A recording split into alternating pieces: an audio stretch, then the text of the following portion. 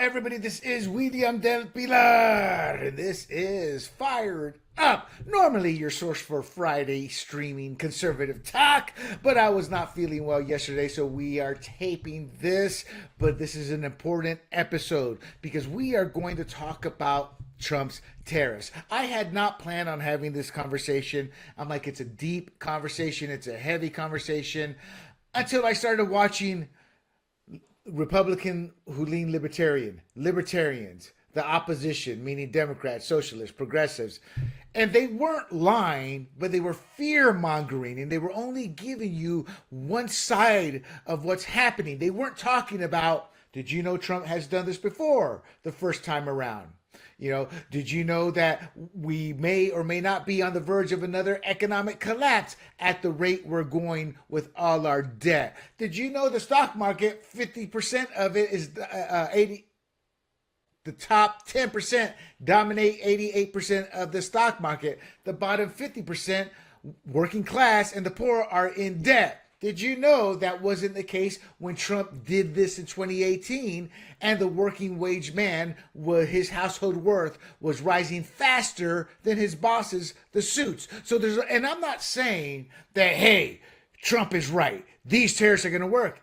Everything is a calculated risk. My previous company was one of the top 3 in the fantasy sports industry. And some of the people who were jealous or envious, well, he just got lucky. No, I would explain to my friends who would ask, or when I was giving a speech to try to teach some wisdom, life is about calculated risk.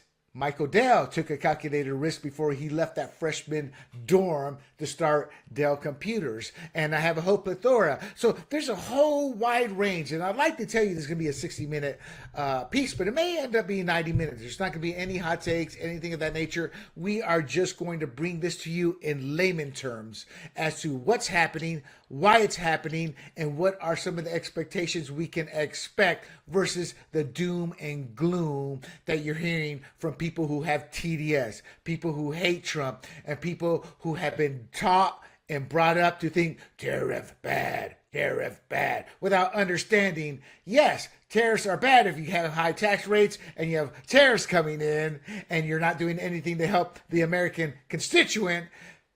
That will be bad. So, but that's not the case here, and we're here to break it down with you.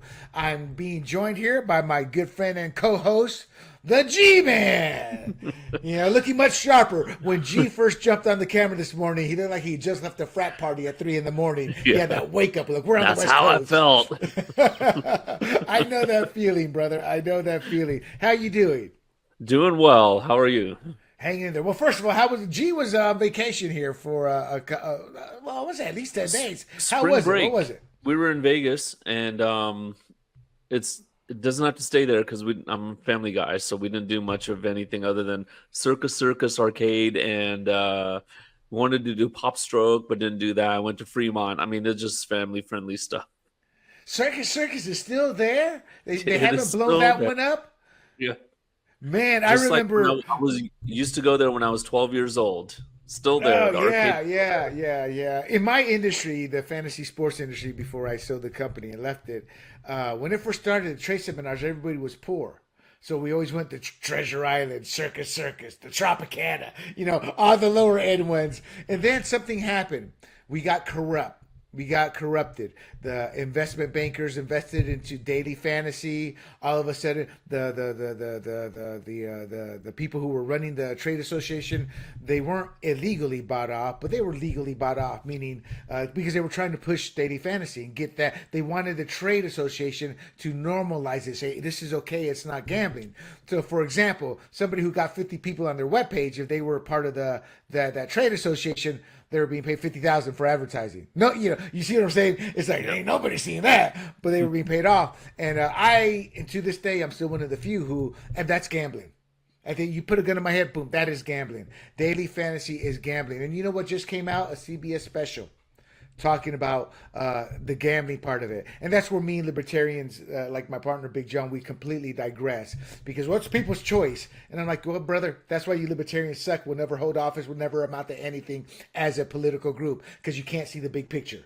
I mean, they're okay with a druggie, a meth head busting into your house.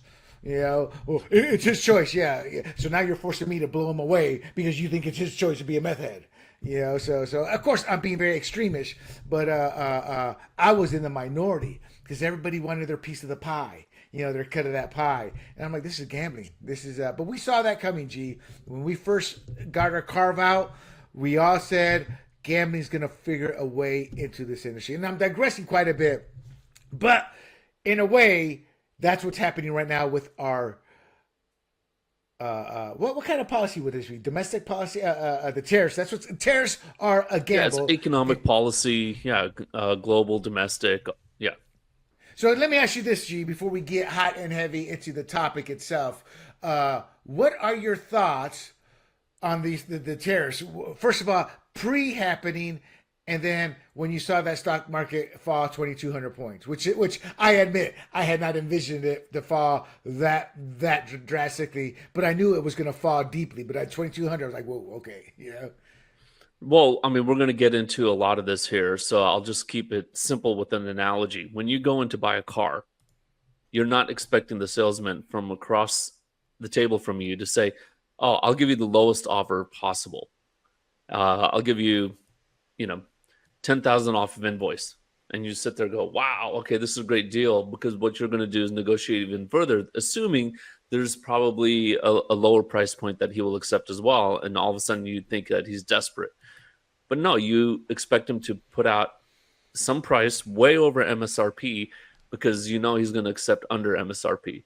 So that's what's going on right now. Trump is a car salesman who's trying to sell a policy to the rest of the world that's in our best interest. So he's going to put out something that's obscenely high, and now there's room for negotiation. And hopefully we all land at zero, or at least the ones that matter. We land at zero because that's the best policy for everyone who's into free trade, but everyone believes in fair trade as well. And, you and I and Big John have had this conversation on previous podcasts before. We want free trade, but I want fair trade. You bring up a good point here, and to the audience, we still haven't even started our podcast. It's just some general talk here.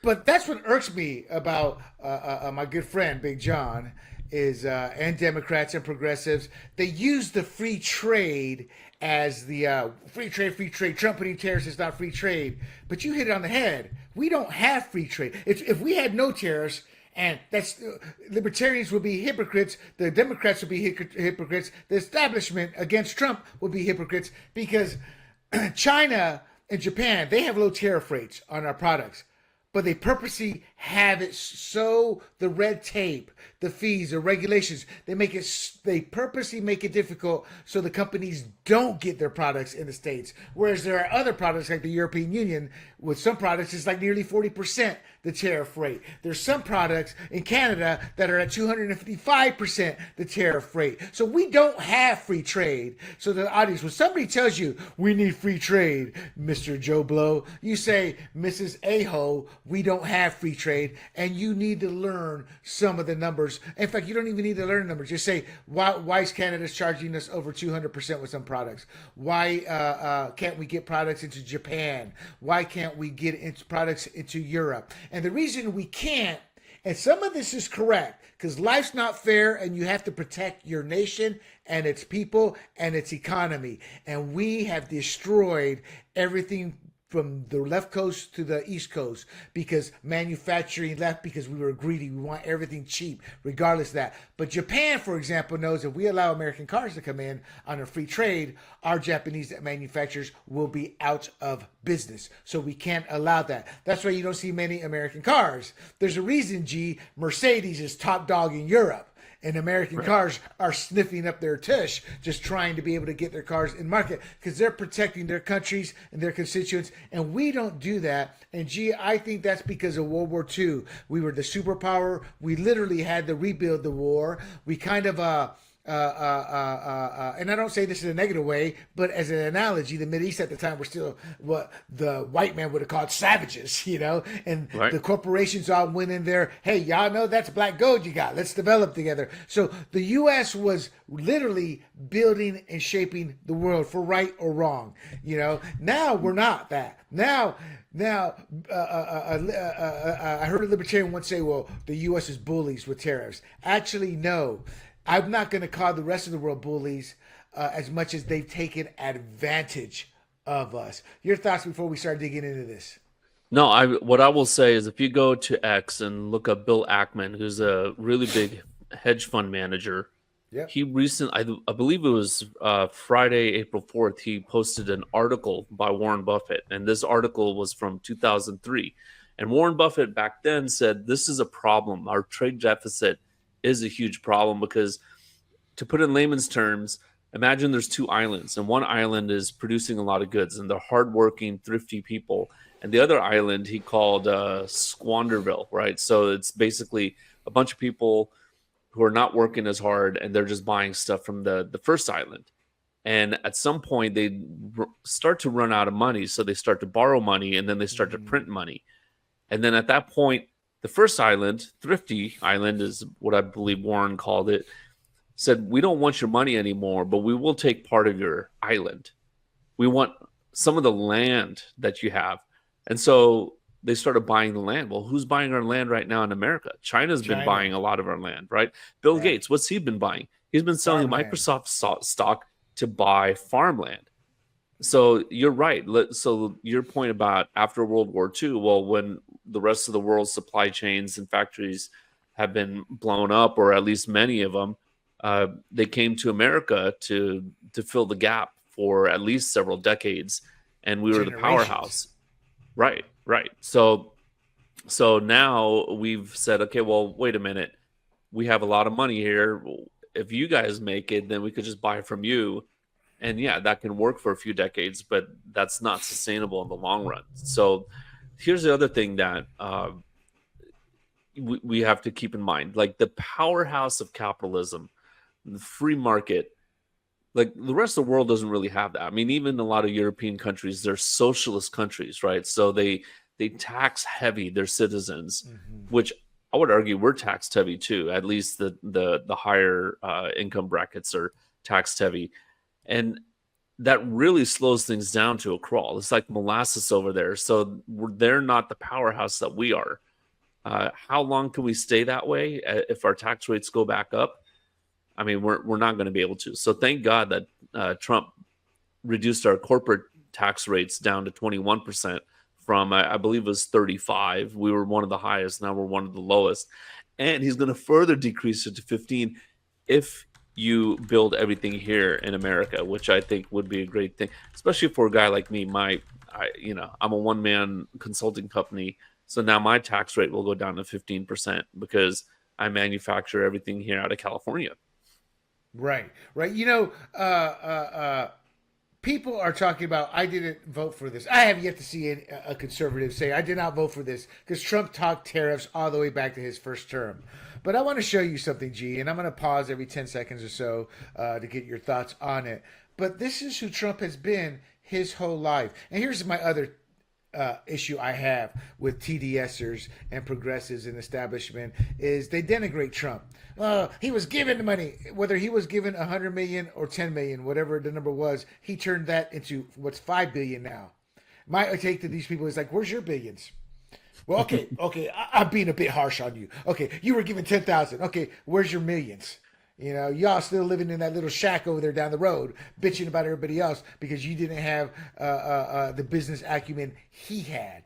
And this was Trump 40 years ago. When I heard this on Megyn Kelly, when Fat Oprah was loved Oprah. Criticizing U.S. foreign policy. What would you do differently, Donald? Hold on. Last year, criticizing U.S. foreign policy. What would you do differently, Donald? I'd make our allies, forgetting about the enemies you can't talk to so easily, I'd make our allies pay their fair share. We're a debtor nation. Something's going to happen over the next number of years with this country because you can't keep going on losing $200 billion, and yet we let you pay. Woo, the good old days, G. 40 years ago, 200 billion. We are at what 36 trillion right now and change. So this, I mean, he's talking about it back then. Your quick thoughts on when Trump was looking dapper, more playboyish? Yeah. Well, I still wouldn't hit that. Neither would I, but the women did. He had But, a big old wallet. it was the money. It was the money. No, I mean, if you do the math, that's 150 times that debt. What he was talking about back then were 150 times more than that. All right, So let's keep going here. that's just absolutely absurd. Hold on one second, G. And come in and dump everything right into our markets and everything. It's not free trade. If you ever go to Japan right now and try to sell something, forget about it, Oprah. Just forget about it. It's almost impossible. They don't have laws against it. They just make it impossible. Okay, so G, I spoke on this in during our long intro there that, you know, they don't make it hard on tariff wise, but they make it hard on all the regs. We're going. This is Japan, an ally. Thoughts? Well, I think what we are selling over there are iPhones. But again, a lot of that's made in China and then sold over in Japan. And a lot of those guys do have iPhones, but they also have Samsungs. So they're, you know, that's going to Korea. But you don't see Fords, GMs, and Cadillacs over there. They're buying their own cars. So absolutely, I believe that they've put up these protectionist barriers to protect their own industries. And over there, what you said earlier, Mercedes is the car to buy in Europe, but even here it is, right? And especially because of the high price tag.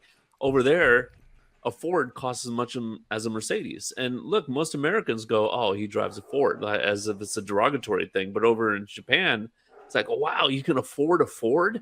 That's amazing. Yeah.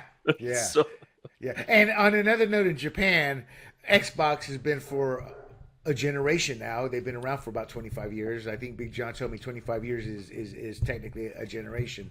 And they can't gain any headway. Now, granted, the PlayStation is a very powerful tool and all, but Japanese tariffs, the regs, the red tape, they purposely don't want American products not to succeed. And people, this isn't because they hate Americans.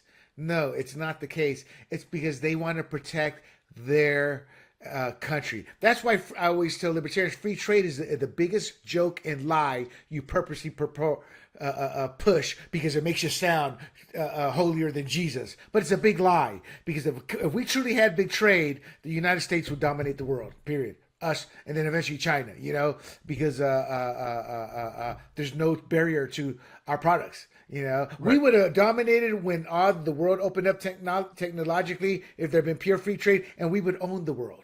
You know, but countries protect themselves. So I don't. Well, let me bring up this one. Let me bring up this one point, which he was talking about. Trump just said back in. You said this is 88, 89. He said we don't have free trade, which is true, and I believe we put up some tariffs that are still in effect today, and that was put up in the 70s, I believe. And one of them was tariffs on camcorders. Yeah. I believe that's correct. So, and I could be wrong on this. So, you know, don't crucify me if I don't get this completely right. But the reason why your DSLR cameras cannot record more than a few minutes of video is because there's tariffs on camcorders. So you can't call them camcorders. And so they have to reduce the feature set of that. Otherwise, they could have this all-in-one device. But it's because of those tariffs that are still in effect today. And they say, oh, we have no tariffs. But no, we do have some tariffs. But, you know, in actuality, in the long run, tariffs are harmful to progress. But again, if you don't have fair trade, you don't really have free trade. You know, whether it's bilateral or unilateral, what's best for progress is that everyone's tariffs go down to zero. And then we can have a free trade of everything. And we're not so protectionist, because this would hurt us in the long run if everything goes into effect. Well, I don't But know, again, like I G. said, this is a negotiating tactic. Right. But I mean, I just don't see free trade happening. China would, or Japan would be overrun by other products. It would be on quality, and that sounds nice on paper. Well, that's more quality, but we are cheap bastards as human beings. Yep. So we are the worst. We will not pay $100 for something that'll last 20 years, but we'll pay $20 for something that'll last 2 years, not realizing we're going to be paying $2,000 when we could have had something that lasted longer. But, I mean, that's our thought process. This is human nature. It has nothing to do with being stupid or dumb. We just don't always think in the proper fashion. Why we're just wired that way. So this isn't anybody's fault. So I just don't see free trade. I think countries have a responsibility to protect them, but then there's also the ludicrous. There's also the sheer stupidity, and there's also, I guess, the unfairness of it. Meaning, we could let more American cars and be more fair about it or Japan, but no, we don't have to. And they better keep their tariffs low so we can sell our cars. Well, what if they don't? We don't. Well, no, talk about it in again, Japan. going back to the car analogy, I would love it if the salesman sold me the car for half off, but I know it's not going to. But I hope for that. And again, like 0% tariffs, that would be great. But realistically, that's not going to happen. There's going to be some amount of tariffs somewhere. I just hope this doesn't blow up into a full-on trade war, because that would not be good for anybody. It won't.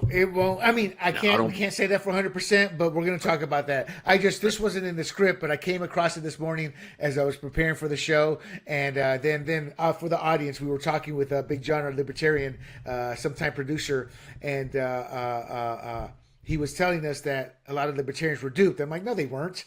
Trump has been saying this for over 4 years. Said it on the campaign trail in 2015. Said it on the campaign trail in 2023. Well, since 2020 when he's been campaigning for his reelection. So nobody was duped. And so I just felt this was a very important the show, because Trump's not, well, why is he doing this? Or I didn't vote for this. People who say that are mostly lying, because I, as a conservative, have yet to find any Republican or any independent to say, I didn't vote for this in person on social media, but I question those when they only have 5 followers. Yeah, I'm not sure I believe that guy. Have you found anybody, G, that has said, I did not vote for this? No, not at all. I think everyone expected this, and if he was talking about it, I mean, Trump, everything he said last year, he's pretty much followed through on.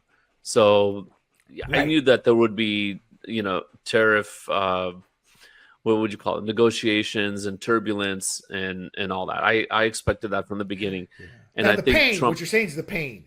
We yeah, expected and the pain. Now, we may not have expected how deep that pain could be, but it just started. So the pain you're feeling isn't truly pain yet. It's what they're fear-mongering you with. Let's keep going. Go ahead. I will say one thing, that you remember in Trump's first term, he always talked about how the stock market's going up. Look at it, it's going up. It's going. Now he doesn't talk about it at all. And the reason why is because he knows it's going to go down. And I'll get into that a little more as we get into this. But I think he wants it to go down, and so he doesn't talk about it. And in fact, in all these interviews, he's like, there's going to be some short-term pain, but we'll see what happens in the long run. It will be better than ever before. I'm not a good Trump impersonator. You're a terrible Trump impersonator. All right, let's keep going here. But I've got this thing down. They come over here, they sell their cars, their VCRs, they knock the hell out of our companies. And hey, I have tremendous respect for the Japanese people. I mean, you can respect somebody that's beating the hell out of you, but they are beating the hell out of this country. All right, G, you already talked about that, so we're going to keep going here. Yep. Kuwait, they live like kings. The poorest person in Kuwait, they live like kings. And yet they're not paying. We make it possible for them to sell their oil. Why aren't they paying us 25% of what they're making? It's a joke. And that's what I'm talking about, G. It's like they taken advantage of the fact that we have low tariffs and they lock us out. And that goes to your point. And you said this many times over. It's about fairness. Hold on. Let's keep going here. This sounds like political presidential talk to me. And I know people have talked to you about whether or not you want to run. Would you ever? Probably not. But I... Hold on 1 second, G. That's just funny, isn't it? Hello, everybody. We are back. We were just reviewing that video there to make sure that it was what we thought it was, and it was about Trump talking about running for president. And it's ironic, G, we're going to get off topic here just for 30 seconds, and the audience didn't see it, and we didn't show it for copyright reasons. But he's like, "Would you run?" No, I'm not thinking about running right now, but don't rule it out. And would you win? I'm not going to go into something to lose. So in a way, it was prophetic, don't you think? Yeah, absolutely. I believe he turned into a Democrat during George H.W. Bush's presidency and was a Democrat for at least 10 years there. So I found He that was very Democrat interesting. most of his time. He went independent only because he didn't see any openings in either party. And then when David Duke, see, this is what irks me about the people who call him racist. You know, when David Dukes entered the Reform Party, he goes, "I'm out." He goes, "I'm out." You know, Trump, and you guys didn't see it, but he praised Jesse Jackson. Jesse Jackson, that was his first serious run. No, his second.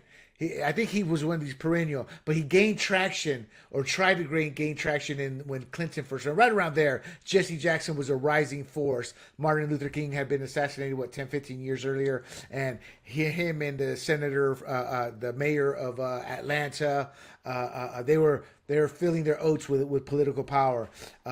Mayor Andrews, in the proper way to help Black America, Jesse Jackson to enrich himself and become a rich man through his Rainbow Coalition. So yeah, I'm not a Jesse Jackson fan because he's played Black America. That's my opinion, not G. You know, and he's profited and done a lot. Now, he was a good man when he was attached to MLK, but once he got on his own, he loved the color of money. You know, and for the audience, what I'm referring to is Jesse Jackson used to go to corporations.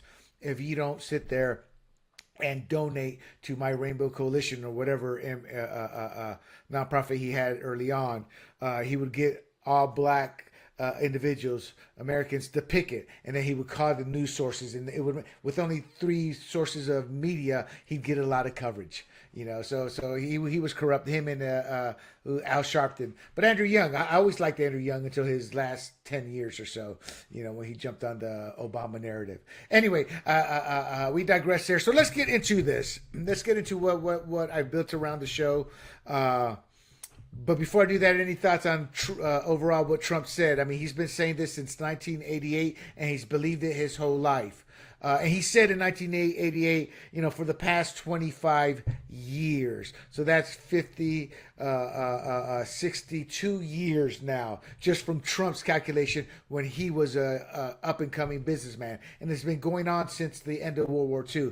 Any thoughts on Trump? And saying At the time, I believe it was a year later, Japan went into a great deflationary cycle. I think the Nikkei reached its high and has not been reached, or maybe has recently been reached back to that high.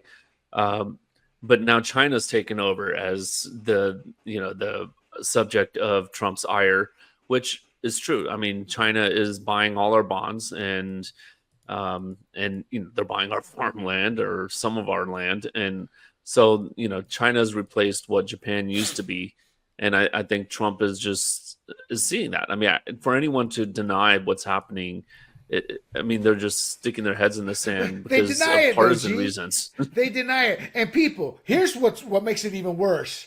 William, it's just coincidence they're buying all that land next to military bases. It reminds me of the early 80s when Russia was building their new embassy in D.C. and they had bought the land like atop this massive hill where all their communications array had perfect alignment to eavesdrop on everybody. It's partisanship is going to destroy us. I'm a very partisan person right now, only because I can't have a conversation with the other side. And I am an Alinskyite self-taught person when I was liberal. So I have all those traits in me. So I treat them as they treat others. So I don't help the cause.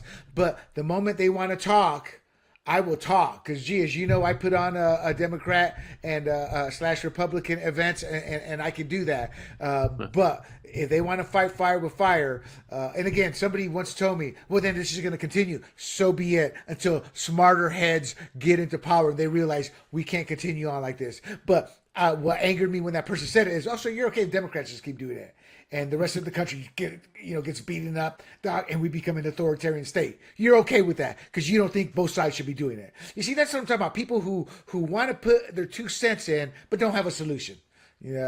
Yeah, and real quick on the China thing, I had a friend who worked for a defense contractor, and he was told by the HR and the people who take the clearances. Don't talk about the work outside of this facility. Don't go to Starbucks. Don't do it. And he's like, what's the issue? Well, they're Chinese spies around the area, and they're sitting there at Starbucks and they look normal, or they pull up in vans and they take pictures and videos, and they said there's been documented cases of that. So if you don't think that they want to buy land so they can set up permanently, you're not taking the threat seriously. Yeah. That's a whole topic unto itself. Right. And in intel and espionage gathering. And I was on a spook ship, so I was part of that world indirectly. But hey, before we move on, I got to toss it out. Fang Fang. How much did Swalwell tell her? And because of partisan politics and the Republicans lacking cojones, he should have been stripped of everything intel. Yeah, he's still on the intel committee. Unless they just took him off recently. All right, so let's get into this, my friends. On April 2nd, 2025, a day that will live in infamy to the fearmongers, President Donald Trump unveiled 2 new tariff initiatives during his White House Rose Garden event dubbed Liberation Day. And the French are like, Viva! That's a World War II reference, people. But you kids were never taught that, so you don't know. Go look it up. The first tariff is a universal 10% duty, and that's G is applied to all U.S. imports. It's effective immediately with collections already begun 2 days ago, and supposedly, I think Scott Bessent, the Treasury, said it's already brought in like 30 million. So the second involves reciprocal tariffs, or as G likes to talk about, this is fairness. Meaning you're going to hammer us, we're going to hammer you, and that's targeting approximately 60 countries, and that's set to take effect 4 days from now. So what's the purpose and rationale for this? Trump described Liberation Day as one of the most important days in American history because he believes, as you saw since 1988, we have trade imbalances. He's accused our trading partners, again, since 1988, of having looted, pillaged, and raped the U.S. economy for decades. Guys, I'm not a dumb idiot. I researched this and I wholeheartedly agree. The reciprocal tariffs, they're designed to match the trade barriers these countries impose on U.S. exports. Not quite, but generally speaking, tip for that. They have a formula they calculated. Most people don't like it or agree with it. My take is, I don't care. They came up with a number. You want to quibble over tidbits, get into the minutia things. Those are just people who want to fearmonger it more. They're out there. But in essence, his plan, G, is to slap 10% on everything coming into the U.S., no matter where it's from, the flat fee. Then for countries he thinks are playing extra dirty with high tariffs on U.S. goods, he's adding these reciprocal tariffs on top. That's why Canada is so angry, is because they're one of the worst offenders. So it's a double whammy. A 10% is the baseline, and the reciprocal part hits back harder, matching or countering whatever big fees these countries are charging us. I've said that 3 times because that is the gist of the heavy hand against them that you never hear from the media or the TDSers, progressives, libertarians, the rhinos, etc. They don't tell you we are being our corporations are being not taxed, but tariffed to the hill. So Trump's stance, his overall stance is he's fine with overseas manufacturing, keep costs low, profits high, but he's also pushing hard for a partial exodus back to the U.S. And he's been doing that since his first term. Remember, he talked about. So right now, he talked about countries where, giving them the tax breaks to bring their tax money that they had overseas. He's worked hard because he knows middle America is dying with the loss of manufacturing. So he has a 54% plus a 10% tariff, say, for example, on China and others. Jacks up the price of staying there, which is he's trying to nudge companies like Apple or Nike. Hey, rethink your process. Come over here. Maybe have some factories in Vietnam. Maybe the bulk of them. We don't care. But bring some of your factories here, and you're not going to have 64% in tariffs. And that's nothing different than what other countries do. So if tariffs make China's $440 billion export game too expensive, Trump is betting U.S. firms will shift some of those plants stateside. And honestly, that's actually good business, because when the pandemic hits, we don't have to worry about supply lines as we did when that first one. You have something that's built in. So it's enough to boost employment. And his motto right now is make America wealthy again. And we're going to talk about that wealth. But the reality check, it's partial, because a full exodus is not practical and could take generations to happen. China's scale and speed, to be quite honest, are unmatched. But that's what happens when you literally have slave labor. And I'm not exaggerating when I say that. The NBA has a good chunk of their gear is being built by the Uyghurs, the Muslim Uyghurs there, who pretty much are indentured servants. And they know this. So they have, when you ask the NBA about this, they refuse to comment on China. But Mark Cuban will tell you everything that's wrong with the U.S. while accepting slave labor for his products so he can increase his billionaire wealth. So yes, I'm sounding like a Democrat there, G, with that tack. But Trump's aiming for leverage. G pointed to this already in the first 30 minutes. He's trying to force countries, and I say China because that's the country everybody loves to talk about, but they're not even the major player here. But they're an easy example to use. They're trying to force countries like China to negotiate while luring production back. Or maybe I said China because they have probably the most factories there. So the overall belief is Trump's fine with global supply chains, but wants a chunk of that action here. And tariffs are the stick to make it happen. Gee, any agreements, disagreements, your thoughts on what I just said? No, I agree mostly. I do think that a part of the missing factor here is that at least before the Great Depression, the major way the federal government pulled in revenue was through tariffs and not through income tax, right? The income tax wasn't instituted until 1913 during our favorite president, Woodrow Wilson. Not.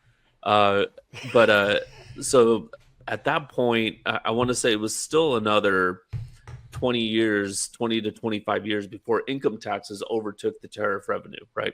Right. So I think Trump wants to somehow lower income taxes, but you got to offset that because our federal spending is way too high, right?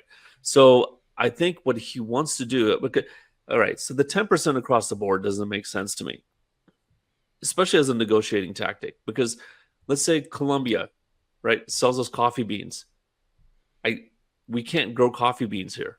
I mean, it is not, our soil, our climate's not good enough to, at least to grow good coffee beans. I'm sure we can, Arabica is a good one. And what's the other one? Robusto, which is like the really bad coffee beans. Maybe we could grow that, but nobody wants to drink that. So now our coffee prices are going to go up 10%.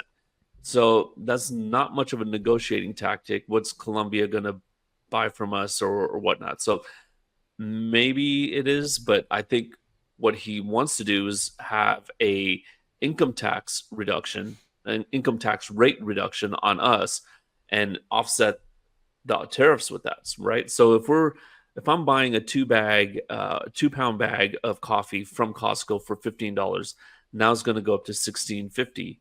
But now I'm making a little more money because my tax rate, which is not even being talked about right now, but I'm sure will pass the Congress.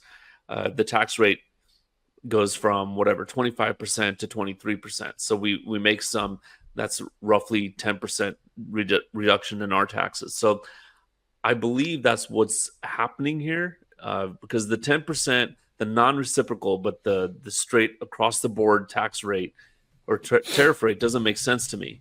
Unless that's the goal. Okay, so I have been in negotiations, not by choice. When you start a company, in your small show, you learn a lot. And at the end of the day, you have a base rate. But the fact that they're not going to, that 10% all of a sudden looks attractive when they're looking at 34, 50%. Their thought process mentally, let's get back down to that 10%. That's just it. And that's why he's doing it. Push comes to shove, he believes tariffs are a good thing, but he's willing to sit there and keep it low at 10%. And just as an example, China charges 6 to 7% tariff. What they do is they have 97% difficulty in getting your products there to the point you abandon that process. So let's get into Trump's playbook here, G. Okay. Yep. Okay, so I want to go through Trump's playbook, G. So all of this is a renegotiation ploy. The first point I want to make, I want to give a quick overview of how this is likely going to work. We're going to take a quick hit, an early hit on tariffs. Now, this was done in the past, and you know what that early hit was early on, people? It was a 0.7% early hit. It was light on us. It shows that tariffs do sting, and it's enough to spook China, who took the 4% profit loss the first time around. And this is going into talks. Eventually, it does go up higher on us. But so far, early on, 9 countries, the moment Trump said, we're going to hit you with tariffs, these countries, no, Senor Trump, no, Senor Trump. That's my Latino accent, but I'm Latino, people. I can do that. Senor Trump. And so the 0.7% hit we took early on in 2018, and we're going to talk about this more in depth, but that was provided by Federal Reserve in 2022 and Reuters, you know. So 6% long term is what we're looking at when it comes to about a 10% hit, meaning we will eat the cost. I think Scott Bissett, the treasurer, tried to sit there and say it was 2%, but my research showed we're looking at about 6%. Again, that's different from what the doom and naysayers, well, they're just going to put all those tariffs back on us. That's not true. China and other importers will eat chunks of that. Critics who say we're screwed, they're overselling it. MIT came out with a great article showing how that these hits aren't what the public says. And this is the education part. They count on you people not to be educated and to be scared. Emotion is a Democrat trademark that Republicans need to learn how to use, because they use it to gin up hate and fear. And that's politics since the dawn of civilization. So some tariffs, so to conclude this general opening of how it's going to play out, tariffs, the hit is on us, but China will bleed too, as well other countries. And this is what G's talking about. The fact that we're going to have a small hit, they're going to take the brunt early on. This is what's going to force him to deal. That's the angle G's playing up. The angle everybody who hates Trump or is against this is we're doomed. So you have 2 different camps here. And so the numbers hold. We're going to get hit early on. We renegotiate, and that's what happens. And then we kind of back off on these heavy tariffs. So, G, before we get into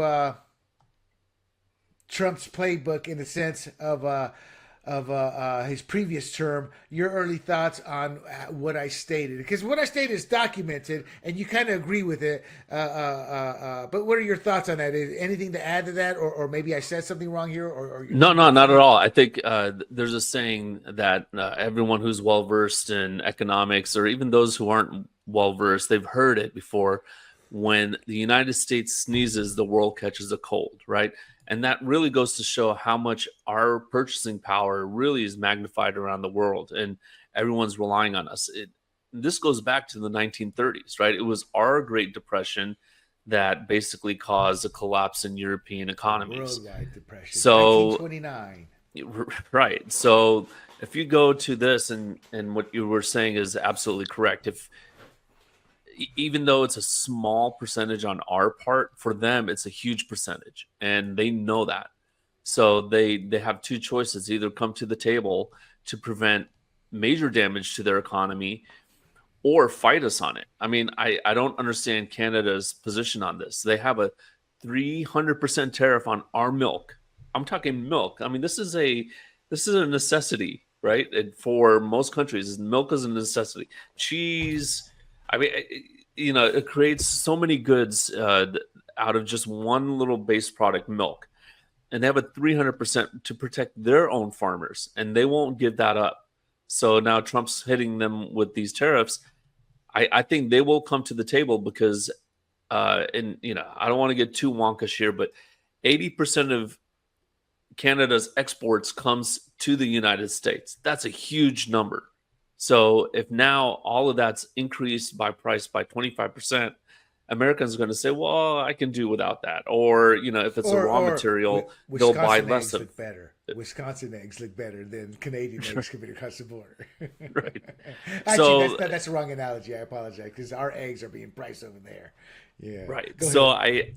I think yeah, we will have some pain, but in the long run, if they come to the table, and notice the word if they come to the table, we have the bargaining chip.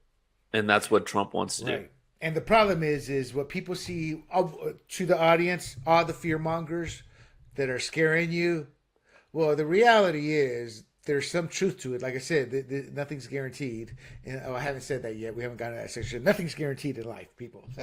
But they're facing it even worse on their side. So the whole point is they're taking the hit early on.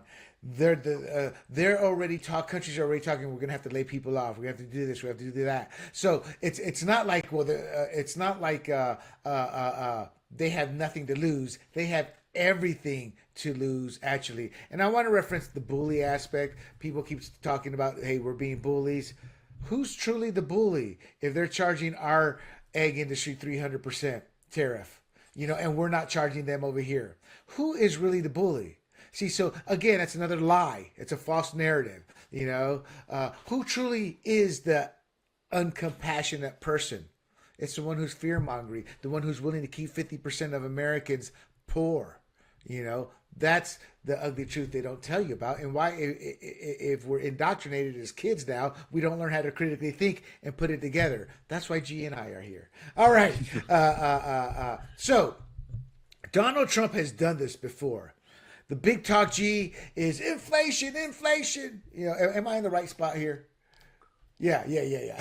I'm looking at my notes here. I don't want to skip because it's very important for you people to understand this. And inflation did not spike. Critics swore China tariffs would spike prices in 2018. Wrong. Inflation stayed about 2%, and it's backed up by the 2019-2020 BLS. The prices rose just 0.4 to 0.7%. We talked about that number. That was that came from the Feds in 2022. And I'm sourcing this because these are not lies. These is truth to counter them. And China took the 4 to 6% hit on that. And working wages climbed. They said working folks would get slammed. Nope.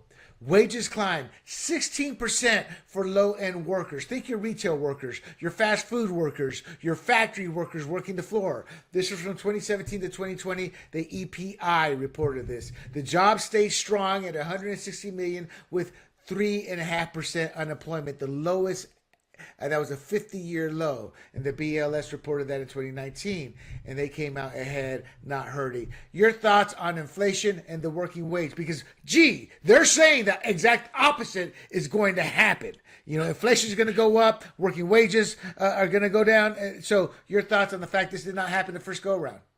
So inflation, I will say so let's go back to Smoot-Hawley, which is 1930. Inflation didn't happen. It was deflation, even though these tariffs went up everywhere. The reason why is because the monetary supply collapsed, right? The M2, and I'm going to get too wonkish, but M2 is basically you print $1, you get 10, because I give it to you, and then you give it to someone else, you give it to someone else. So you get $10 out of every dollar you print. So why did inflation happen during Donald Trump's first term? Because we had control over our money supply, right? It didn't happen.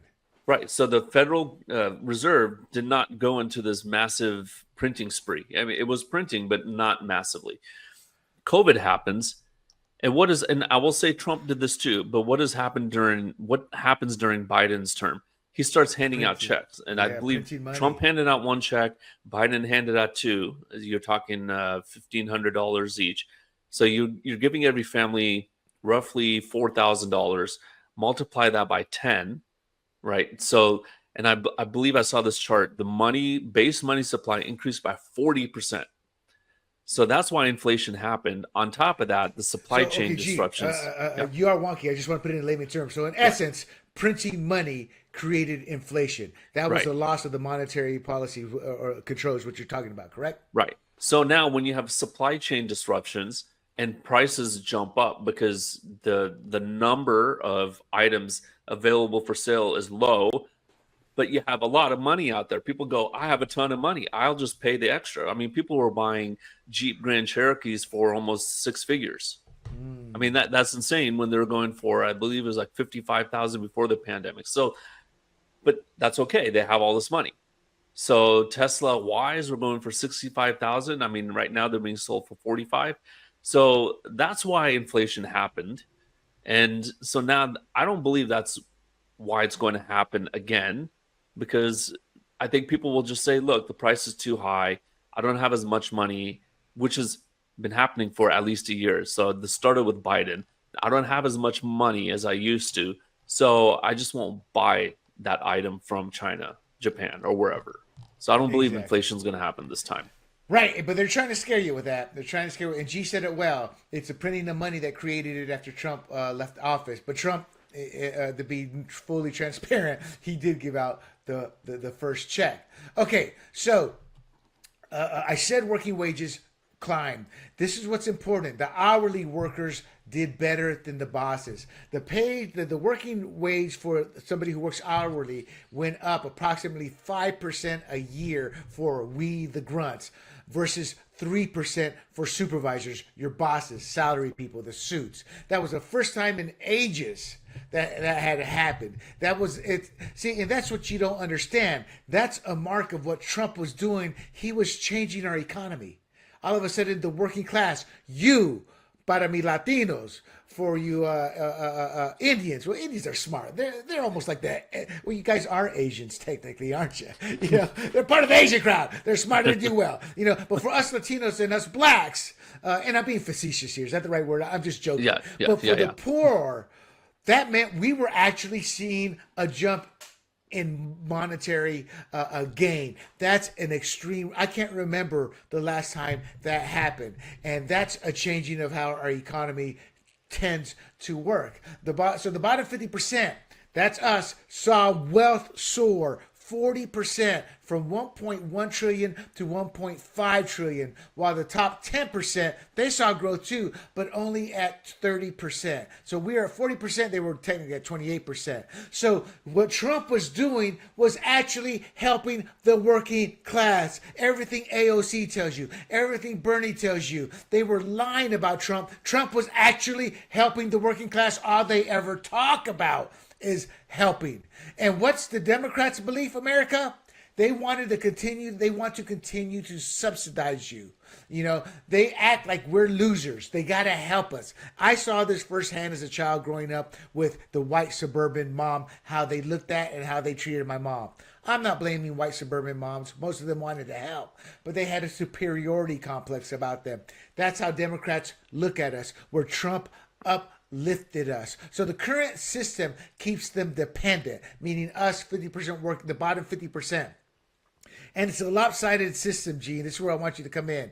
Right now, the bottom 50% own 0.4% of stocks. And yet we are in 3.3 trillion in debt. It's called credit card debt for the average Joe out there. You know, wages have lagged versus the productivity in 50 years. And see, Trump's pushing tariffs, tax cuts. The USMCA is $35 billion a year from China to fix all that. Put that in layman terms for us, G, please. No, I think what this basically means is what was happening was working, right? So what Trump put into place would work. So he had the tax cuts. He increased the standard deduction. So that means when you increase the standard deduction, that's how much of your income is tax-free. So he increased that. He lowered the tax rates. And actually for the wealthy, even though the tax rates were lowered, the deductions, a lot of deductions were removed. So they essentially ended up paying the same dollars in taxes before the tax cut or after the tax cuts than before. Then the tariffs were put into place. My thought when Biden got into office is all of this is going to be rolled away. Yep. And he didn't roll anything away. He kept it all in place. We still have the Trump 1 tax rates today. We still have the Trump 1 tariffs today. And Biden was in office for 4 years. So okay, for layman terms, the Trump 1 tariffs, how you will remember this is the China tariffs are still there from 2018 because that's what kept making the news. And what's important, before G, you go on, what's important for the audience to understand, they kept hammering Trump. He wants to put tariffs in place. He wants to put tariffs in place. He wants to put tariffs in place during the campaign. Yet they didn't tell you that Biden kept his tariff. Now you heard that from Vance, from Ramaswamy, Elon. You heard it from the Republican side, but the mainstream media, Democrats, they weren't saying, "Well, you kept the." I think it was one debate question, but the point is what G is saying in layman terms is we kept Trump's tariffs, most of them. All right, go on, my and man. they had the White House, they had the House, and they had the Senate. They could have done anything they wanted, but they didn't. They kept it all in place because why? Because it worked. And so changing that would have, I don't know what they thought. Okay, maybe it's working. Let's not break whatever's already in place. Now you come in with the money printing, the massive government spending, which both cause inflation, and so everyone has more money. And taxes. They wanted to keep raising taxes as well, Right. which is the opposite At least on the formula. Yeah. Right. Yeah. At least on the top, which didn't pass because of Manchin, but they didn't want to raise taxes on the low income. But now, you have to have recessions, and this is not a popular thing to say, but you have to have recessions. Recessions basically wring out of the towel the excesses, right? Yeah. So you have excess water, and you need to wring it out every so often because it's way too wet. Well, we haven't. I mean, okay, so we had 2 months of recession during COVID. But before that, you had to go back to 2009, 2010 to look back at the last recession, which was deep, but it was actually pretty short. It was 6 months. So you're talking that we haven't had a real recession to wring out the excesses, where credit cards basically, that excess debt gets, at the expense of bad credit, gets washed out. And then the stock market deflates. I mean, the stock market's way overpriced right now. So you need a drop in the stock market so there's a reset of value and people can buy back in.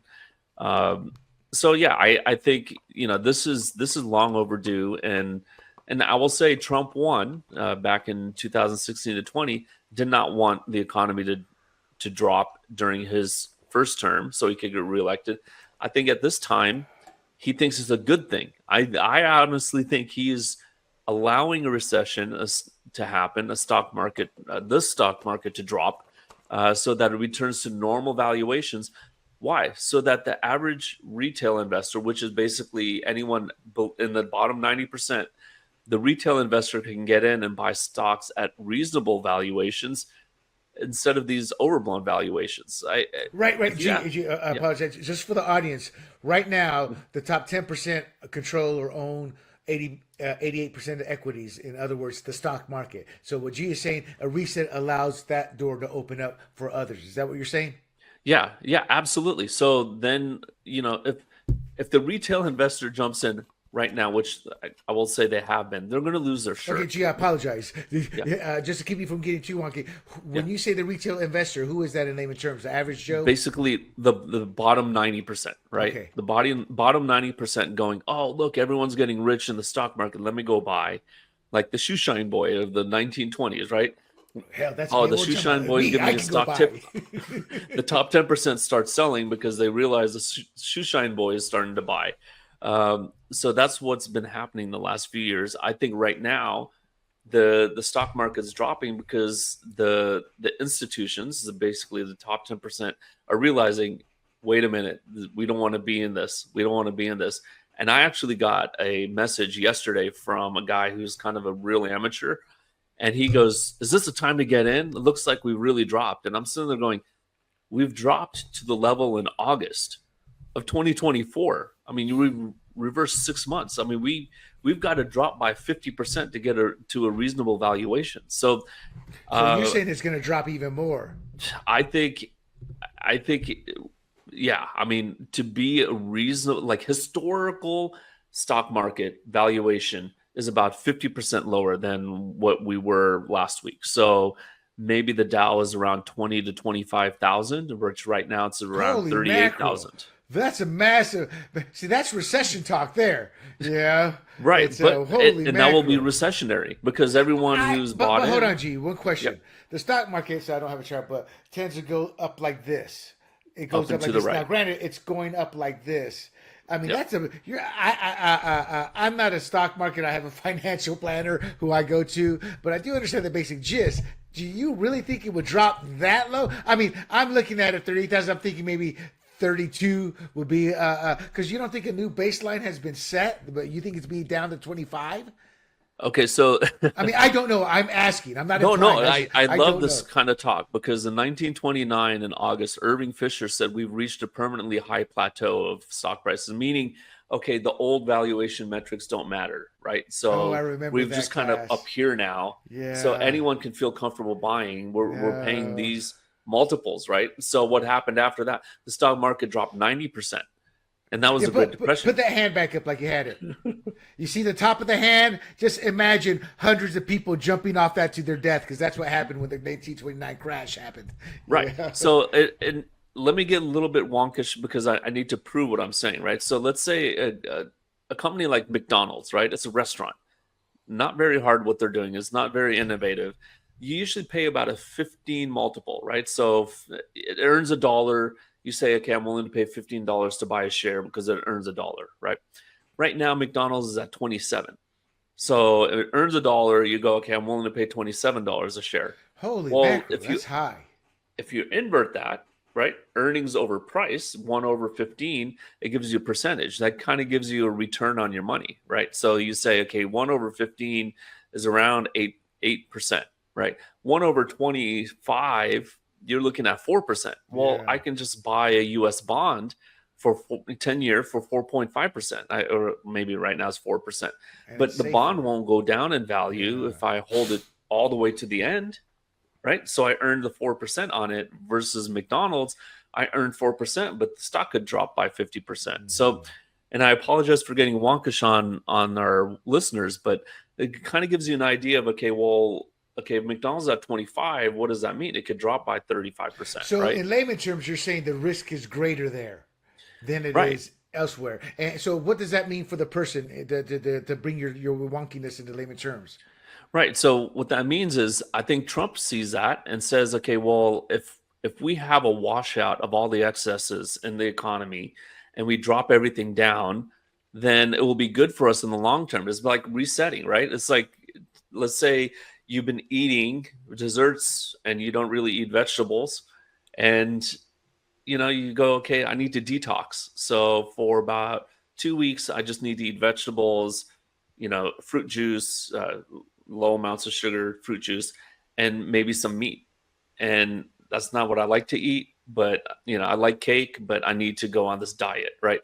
That's what we need to do. And we can get into the refinancing of the U.S. government debt at some later time in this Oh, this show. gotcha. Yeah. Okay, so in essence, so just to let the audience know, Trump doesn't want to do any of that. He doesn't want to bring any pain, but that's just the reality of how life works. You have to, right? And that's why he's saying it. He's completely downplaying it. There's going to be short-term pain, and that's what Gee's talking about. So to the audience, so getting back to what worked is Trump understands the most difficult thing for a prideful man, whether it's Gee, myself, or anybody, is to have to go to a food bank, to have to Yep. go to a thrift store.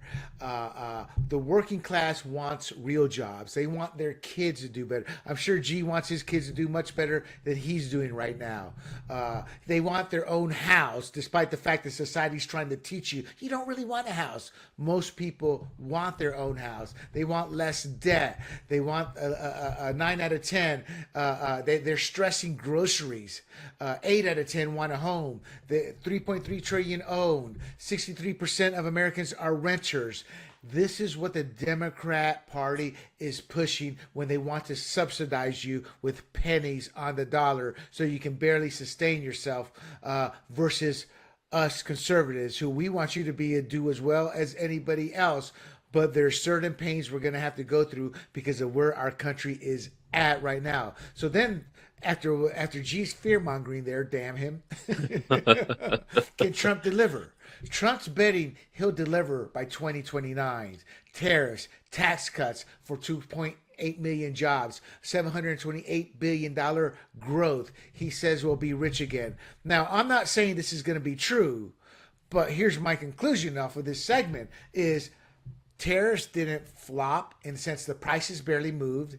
The workers won with wages and jobs. As I said, the working class, get that through your heads, people. The working class, the average Joe, those of us who were renting were able to afford to get, hey, honey, we can save enough now to put that down payment. We're in California. Okay, that's a fantasy. But if we move to Texas, we can, and that I'm being real there by saying something like that because that's what happened. The hourly worker, they beat their bosses. Maybe their boss was worth $5 million and the hourly worker was still worth $50,000, but he was worth $30,000 before Trump took over. So the bottom half actually did better than the rich in the proportion or percentage. And that means a lot because that hadn't happened, I think, in my lifetime. I could be wrong, but that's how far back you'd have to go. So Trump's dumping the old pity vibe, meaning the Democrats, we'll give you a few pennies here, but you're going to stay poor. He calls the current system trash because he also wants us to have jobs, homes, and debt relief by 2029. Gee, before you get the comments and we close this segment out, I have come to truly believe Trump is one of the few elitists who actually does care about America and the people. Now, it's easy for the TDSers and those who hate him to say, no. But he not only relates to us, he kind of delivered for us too. And when he talks, I think he actually cares. He has helped. He's done a lot of philanthropical work. He's helped a lot of blacks. And I say that because they say he's racist. He's helped a lot of Latino. He's helped a lot of Americans as well. But he also teaches hard lessons of the reality of life. Have I got him pegged wrong? Because I do think he's a narcissist. Don't get me wrong. No, I agree with you. He is a narcissist. He wants a great legacy. He wants to be viewed as the most consequential president since Reagan, maybe since FDR. At the same time, he cares about the country. I think he's been talking like this since the 1980s, as far as I can go back. And whenever he talks politics, he's been saying the same exact thing. He's not changed his tune. I think he really believes this is the right way to go. And again, some of these obscene, tariffs that he's putting out there, negotiating tactic. If these tariffs really went into place and the other countries retaliated, we will be hurting, but the whole world will be hurting a lot worse. So we'll be the ones coming out better than everyone. But I don't believe that's the way it's going to go. And I think Trump learned from his first term. He placed the tariffs in place and then realized not much changed. I mean, some did change, but not much changed in terms of how it affected China. So let's bring them to their knees. And that's what he's doing. And then he's looking at Canada and Mexico, realizing they're doing it too. So, and we're going to get into that in detail next segment there. So I'm going to just hold off on you there. Real quick, one more additional note. The auto manufacturing industry was the backbone of America. Maybe not necessarily the backbone, but it was a big part of the backbone of America. So he is fudging it there. He's keeping a separate 25% tariff on foreign automobiles. He highlighted that, and that's reinforcing his focus on protecting U.S. manufacturing that's still here. It's one of the big U.S. manufacturing industries that are still here in America. So the administration's approach that does contrast with decades of trade liberalization, and that's signaling a major shift in U.S. economic policy. Well, people are going to be like, that. "Ooh, wow, you can afford a Toyota." Well, no, not Toyota, but a Ford. You can afford a Ford with the 25%, and that's key. For the audience, this is probably not politically correct, but we used to call them rice burners growing up because they were from Japan, and they just flooded the market in the 70s. They took over, and they were swift. They understood the gas price. They understood everything, and with the tariffs being so low, they overtook American manufacturing, and yet America's doors were still closed around the world. So without the American market, that's why one reason Chrysler went under. Now, in defense of the transparency, they were still building big, heavy cars that were gas guzzlers. They were out of touch with America, thinking they could dictate America when America wanted cars that were efficient. But the bottom line is the reason American car manufacturing lost their dominance was because of tariffs. Had our tariffs been protective as it was around, I'm not saying this is right, but as it is around the world, we'd still be driving more American cars. Now, that's not saying that would have been good because, as I said, American manufacturers were trying to give us what we didn't want. So there is yin and yang there. But at the end of the day, we should have done a better job to protect that American industry. And I think that's what Trump sees. He sees American manufacturing, the car, as a symbol of America. It needs to change and catch up with the times, G. But I kind of agree with his sentiment, not necessarily exactly what he's doing. But I'm willing to give him the benefit of the doubt. Your thoughts on the car before we move to tariff details. And guys, this is a long episode because we are breaking down a lot of segments for you guys. No, I recently bought an American or leased an American car and Tesla? no, GMC. Although for my son, I might get a Tesla 3. But I think, American made should be a highlight for our country, right? And right now it's like, oh, well, Toyotas are, and Japanese cars are reliable, while European cars, they're desirable. So, why can't we do that here in America? I think some of the union negotiations are excessive, and there's not a lot of profit margin for the car companies because their labor costs are so high. So if we could get some control over that, I think that's part of the problem as well. But American made should be desirable, right? Cadillac is probably about the only one I can think of right now that's a luxury brand that's desirable. Yeah, but Cadillac is owned, I guess, by somebody else. They were part of Chrysler, I think, at one point, or GM. Yeah, they I were think sold off, Stellantis if I now. remember correct. To somebody. No, it's GMC. GMC owns Is Cadillac. it GMC? Now. Okay, okay, gotcha. Okay, so let's get into some of these tariff details. I'm going to pull up a chart, and I apologize to where I got this. The charts are everywhere in different formats, but somebody had it in a great cut and paste that fit my spreadsheet. So I apologize. This isn't a fancy graphic, but I think just to give you an idea here, let me share my screen here. So the universal 10%, as I keep repeating, applies to all foreign imports without exception. Reciprocal tariffs vary by country, and that reflects their specific trade surpluses with the U.S. or barriers. Now, in this chart, can you see this chart pretty well? Do I need to make it bigger? No, just a little bigger. Okay. Ooh, I can make it lots bigger. Ooh, because I got lots of room to play. All right. So tariffs charged to the USA. Now, this is the formula Trump created. There's a lot of debate on the formula. So, for example, on China's not charging the 67%, but the formula obviously took into account all the red tape, all the fees, took into account the difficulties. It makes it to the point we don't sell anything over there because they purposely make it difficult. Japan does this as well. So the tariffs charged to the USA, 67%. This is the USA discounted reciprocal tariffs, 34%. European Union, they're charging the USA 39%. We're only charging some of their products 20%. Vietnam, 90%. This is slave labor in Vietnam. Not all of it, but there is slave labor that Nike has profited off of. Oprah has profited off of. Now, I'm saying this allegedly, but these are claims that have been made against these rich corporations because it's legal. And in their minds, well, it's legal. It's not on us. And most of America doesn't know this. But that's a 90%. So these are extremely high. So, G, your thoughts when you see this 90% tariffs, 64, 46, 52, 72 from Thailand, 61, 64, 97% from Cambodia, 60% from South Africa. That's changing because they're not producing much right now.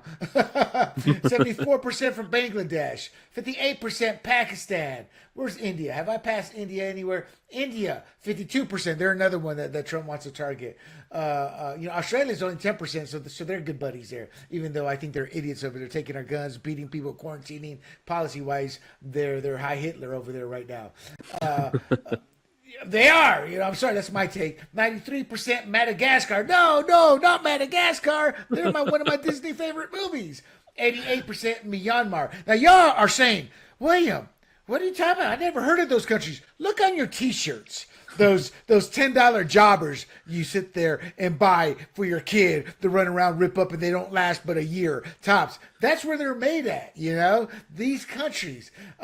55% Kazakhstan. So I'm going down. 95% Laos. Again, think your t-shirts, your cheap athletic gear. 81% Syria. I don't know what the hell they make in Syria, but 44% Vanuatu. I got to be honest with you, I never heard of that country until just now. Look at this, 99% Saint Pierre and Miquelon. Now, Saint Pierre isn't being saintly there, is he? 59% Nauru and people. This is an education. These are real countries. You know, 59% Algeria. That used to be French owned. I know that through the movies. Lesotho. Good old Lesotho. How many of you had heard of Lesotho before this? 80% Maritwa. 73%, 76%, 42, 47, 65% North Macedonia. Those damn Macedonians. What the hell happened to Alexander the Greek? Should have taken him. Oh, he was Macedonian. His daddy was. I got my history backwards here. 61. Look at this. Angola, 63. I'm almost done here. I'm just 82%. Not the Falkland Islands. Those damn sheep are giving it to us. You know, Falkland Island from the Falkland Island Wars with the Brits in the 80s. Margaret Thatcher. Her big war. She was the Iron Maiden, but that war didn't do much to cement Iron Maiden status. And Reunion. You want to go to Reunion Island? Well, first of all, watch out for the bull sharks. They're one of the highest thresholds in shark attacks. But 73%, they're French territory. But gee, any thoughts on some of these? And then look at ours. Okay. And again, this is a long episode. We just want to break this down to you. Show it to you in black and white. 34, yep. 20, 46. These are the reciprocal tariffs. 46, 49. We're still not matching what they're doing, G. 44. Look at Sri Lanka. 88% are reciprocals. 44%. So 47% to the 93%. So we're still literally down. Laos, 95% to 48%. It's still literally a 2-to-1 ratio here. Your thoughts on this chart here? Well, that's pretty much every country in the world except Sentinel Island, where they kill people who try to approach. Remember the missionary who went to the island and they killed him? That was Sentinel Island. They had quite the sentinels there manning that island, huh? No. I mean, they're really primitive, but that's basically every other country in the world. So what strikes me is that it seems like I'm sorry, G, do you want me to keep the chart up for you? You want to point anything out, or are you okay? No, let's keep it up for a bit. Okay. So I think that every country out there has some base tariff level, right? So we just instituted the 10%. I think they also, pretty much every country, that's my takeaway, charges tariffs across the board, right? So most of these are at least 10%, and that's their zero is 10%. So we had 0% all this time. And I mean, I think maybe the 10% is fine. I mean, that seems to be the normal way of conducting business. Get some revenue. Hold on, G. See, G said earlier, and G is well versed, but even now he's realizing, okay, maybe Trump's 10% baseline. He was questioning that at first, right. But then when you show the chart, and that's our whole purpose, it's like, oh, well, maybe that's why he's doing it. So it's one, and I'm not trying to demean G. I apologize if it's coming across that way. It's just, that's why I wanted to do this episode. I wanted to show the people black and white. So I'm sorry, go ahead. Yeah, I mean, I always maintain an open mind. I'm not like a blind, a person who's like everything Trump does is great or whatnot. Even a conservative person, I'm as a conservative person, I'm not that way. But what I will say is that, okay, it does make sense that all these countries are charging a tariff because they're trying to gain revenue to provide services for their citizens. Now, the way the United States does that is we basically tax our own citizens to provide our own services. But now if you can offset some of that, lower our tax rate and charge tariffs, right? Let's say 10%, and maybe this is going to be our minimum. That is non-negotiable. Well, now you can lower our tax rates, and now we have more money to afford the higher prices that come in by the tariff. So I think maybe that's my one takeaway. But two, like, okay, so when you talk about Mauritius on line 110 there, like 80%, Lesotho, didn't Trump make a joke about them in the State of the Union? Like, yes. I don't know if he made a joke, but the reason I highlighted Lesotho, that's the highest reciprocal tariffs we have is Lesotho. But even Vietnam, what was that line 4? They were at 90%. they've come back and said, look, we want to negotiate, and I believe they are willing to completely drop tariffs, 0%. Right. Okay, And so let's get into that a will reality work. check first. Right, let's get into a reality check, the negative side of it. So the 2018 China tariffs. Over time, a 10% tariff bumps our prices about 6% up. We do get dinged.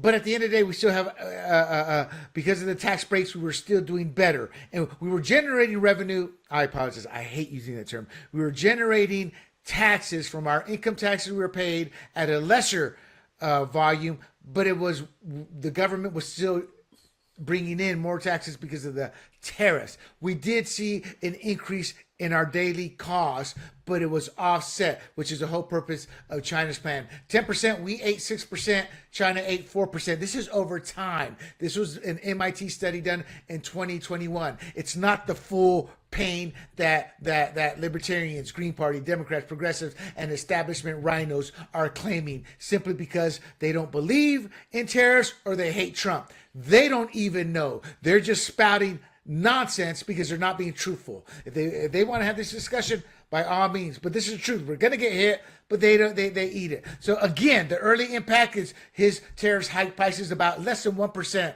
on steel. That's one item, and I want to point that out. It was an example. That's why I said eventually we're gonna hit 6% because eggs, grocery things like that. So, and I want to mention something about the CBO. And Scott Bissent brings this up, and I bring this up too when one side always tries to use the CBO. CBOs are wrong 90% of the time because they're static. Think of a politician who's looking at, we're gonna put a big tax on cigarette. Then they do a budget 10 years out. And then come year 4, while they're still in office, because some of these assembly members or state legislatures, they hold office for 12 years. So come year 8, they're panicking because they're in a budget deficit. They don't realize, oh man, half the population stopped smoking. So that tax rate is now way down because they use the starting number as the permanent number. So when you hear a number from CBO, they're doing the exact same thing. So their static math said 79 billion from 2018 tariffs. The real haul was actually 94 billion. And that came out in 2024. So they're off, and they always miss these long shots. So cash out 2018 China tariffs bagged 94 billion total, 35 billion a year. That's for the Treasury. And the CBO's long-term number is 350. But they're guessing. So I wanted to point that out is we could have twisted that to CBOG saying 350 billion, down the road. But the reality is 94 billion. I wish it had been more, 35 billion, but it helped offset the tax, lowering the taxes on us, the people. So it was a win-win. Your thoughts on that portion of the segment, the reality check? No, I mean, I think, making estimates like that is a fool's errand because there are just way too many factors. You can't just take a percentage and say, okay, well, this is how much we will get, which I think is what they do. But you have to take into account like supply and demand curves and the opportunity costs. Like if I can buy American, then I'm not going to buy Chinese, so now the demand for that will drop, or maybe it will go up, right? But they say, well, the China good is still cheaper than the American good, and it's about the same quality. So it's just too hard to make real estimates, and that's why they're frequently wrong. But like you said, they've always underestimated the amount of money we bring in through these tariffs. Correct. Exactly. So I took the chart down. Any final comments on that, G? No. All righty. Oh, G, I apologize. Just ping me when G brought his own booze to the party. He has his own chart. So let me know when you want to talk about that, where it fits in the segment there. All right. So there are exemptions and there are special cases. So Canada and Mexico are exempt from most reciprocal tariffs under the USMCA, the U.S.-Mexico-Canada Agreement. On a side note, this is where Trump gets himself in trouble. He'll say something, that's wrong. And then somebody go, well, you signed the USMCA. That's what it falls under, brother. So Trump's got to learn still how to, dude, am I on the right foot here? No, boss, you can't talk about that one. But the point is, so some of these tariffs don't fall under the reciprocal tariffs, but they do face a separate 25% tariff on non-compliant exports, except for Canada Energy. So in layman terms, and trust me, my research I did, it took much longer, G, because I had to figure out what is layman terms. So a non-compliant export in this context, it means goods from Canada or Mexico that don't follow the rules of the USMCA agreement. And the USMCA is a trade deal that says these countries can send stuff to the U.S., their products to the U.S., without extra fees if they meet certain conditions, like making sure a big chunk of that product is made in North America, not somewhere else. So if the goods don't meet those rules, say a car has too many parts made from China, they're non-compliant, and that can be taxed. So as an example, there's two examples I want to give because I'm not sure which one would fall under what they would do. They could either say, okay, that car has 90% of parts X are from China. We're going to put a 50% tariff on those parts X. Or they could just go, this car, because 90% of it was made via a China, we're going to put a 90%. So they can do that. And so while Canada and Mexico dodge the reciprocal tariffs Trump's hitting other countries with, they still get slapped with 25% tariffs on these rule-breaking exports. And the exception is Canada Energy, like oil and potash, if that's a fertilizer ingredient, which only get the 10% universal tariff, even if they're non-compliant. I have no idea. I didn't deem it was important enough overall because it was small segment as a research why. Maybe G knows, but I don't know. But it's overall, this is a way to keep them in line with the trade deal while still charging extra when they don't play by the book. And the point here, G, is that this reciprocal, this is not Trump being a bully. This is not Trump being an a-hole. This is not Trump trying to impose our American will in an unfair manner. This is, you guys are screwing us. We can play that game. And again, this comes back to getting them to the table. And a final comment on here is Heard Island and McDonald Islands. That's an Australian territory with no human inhabitants. They're subject to the base 10% base life tariff. The point is Trump's not forsaking anybody. What? You're a country? 10% tariff in full transparency. Your thoughts on everything I just said here, G? Am I correct? Well, I guess Your Sentinel thoughts? Island does get a tariff. Oh yeah. But, okay, that's right. That's the primitive island that G's talking about. Those primitives, they're throwing those arrows or spears at us. 10% tariff on that spear if it comes over here or hits our boat. Your thoughts on the exemptions and special cases? No, I believe that loopholes, right? So China says, okay, well now we'll just sell our parts to Canada or Mexico. They'll make that item and then they'll bring it across the border, which I think was the problem with NAFTA, right? NAFTA was, hey, you can move your factories over to Mexico and hire people for $2 an hour, and now all of our Americans lose their jobs. So, I hope Canada and Mexico come to the negotiating table because I believe we should have all the tariffs dropped to reasonable levels. Maybe that's zero, maybe it's a little higher.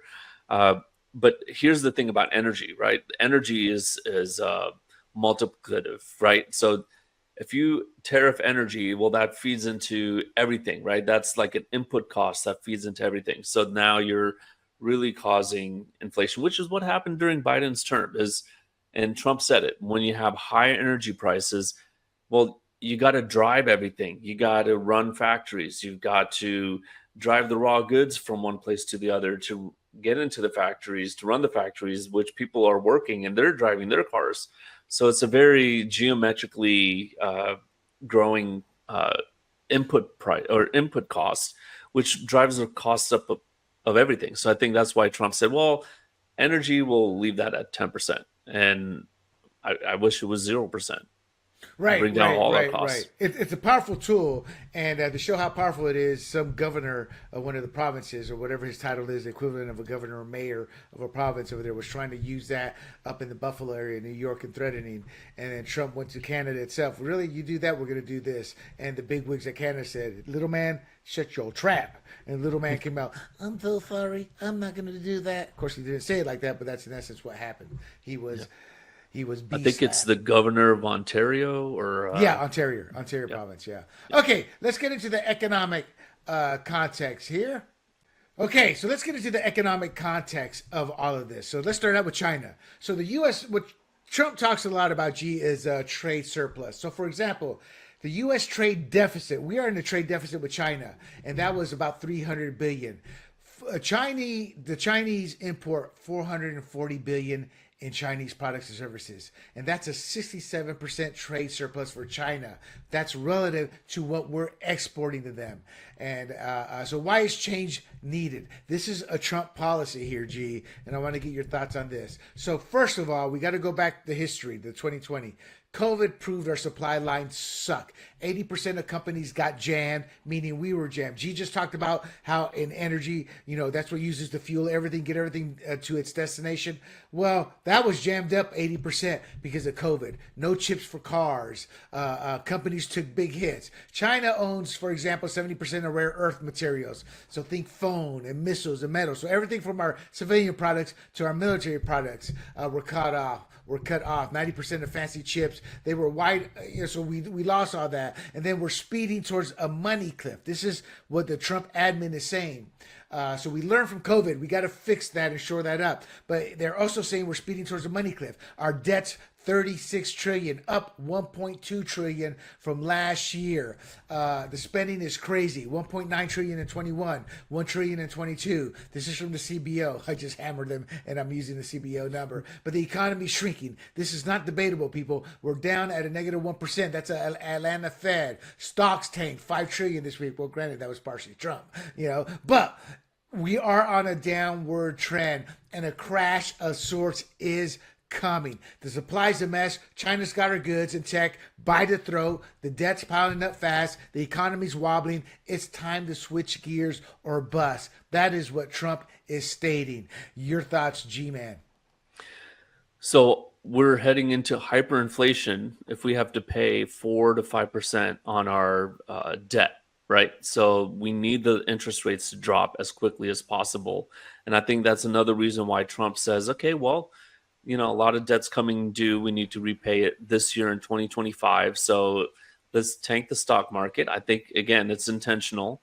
And then people jump into treasuries, U.S. government debt. They jump into that, which drives down interest rates. For the audience. G is saying that because we're taught in Econ 101, he's talking bonds. That is traditionally seen as much safer, meaning you're safe by buying bonds. That's what G is saying. He wants to tank it so people move towards bonds, which is our debt, right? Our debt. And then if we do have a recession, wring out the excess, right? The extremely wet towel. Well, the Federal Reserve will drop their interest rates, which basically puts downward pressure on these bonds, U.S. bonds, which is how the government borrows. And so that will help us out because in order to pay the interest, you have to issue more debt. The government has to issue more debt to pay the interest to the ones who are owners of the bonds. So this is going to be a really bad scenario if this continues, and I think Trump realizes that. So I've realized it for quite a while. I knew back when the last year of Bush, Obama's like, we're paying $256 billion in interest on our debt. Well, now it's like 1.7 trillion. So for the quick math, that's about eight times. And that's just an interest. The government gets nothing for that. It's just interest. Exactly. And a lot of it goes to China. A lot of it goes to Japan. For the average Joe, that's like just paying the minimum on your credit card every month.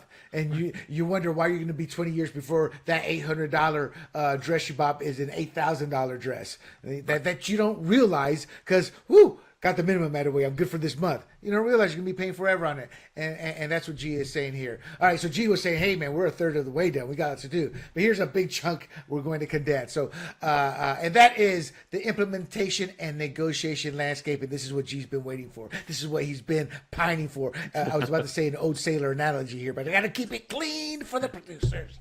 So, countries willing to negotiate. I'll let G get into the details from within the notes I created here, because some of them are interesting or good to know, or maybe that's just me being anal. But Vietnam, Japan. Japan's one of the biggest culprits. So's Vietnam, Thailand, another of the bigger culprits. Notice, G, these align with what I was saying last segment in terms of showing that chart. Thailand, Canada. Now Canada is a mixed bag. They're willing to negotiate, but they also want to play hardball. Mexico, India, Australia, which I find a little odd. They don't seem to be one of the worst offenders. Even Israel. You know, we said you mother bleepers billions, and y'all got high tariffs on our stuff.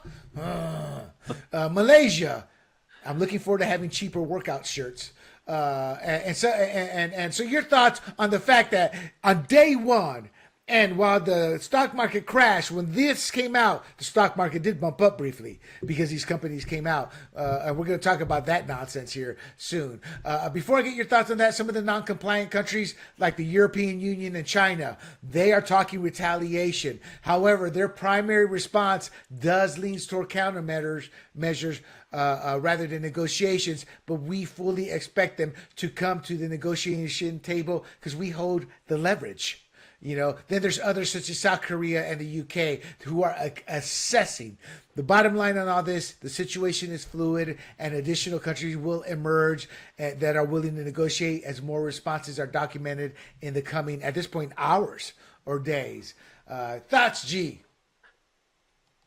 You got to put your spreadsheet back up, because what I find funny is Australia, the Prime Minister Anthony Albanese criticized the 10% baseline tariff on April 2nd as not the act of a friend. So can we scroll down to see what Australia puts on us? Because if 10% is not the act of a friend, I want to see how much of a friend Australia is to us. Okay, so Australia, let me do a search here, be much quicker. Oh, there it is, line 22. Oh. 10% on us. Are even much quicker. No, I was just, eyeballing Yeah, it. that's why I found it odd. That's why I said that seemed odd. So they just admitted they're not. Oh, he's just they're being not reciprocal. I'm sorry? They just admitted they're not acting as a friend either.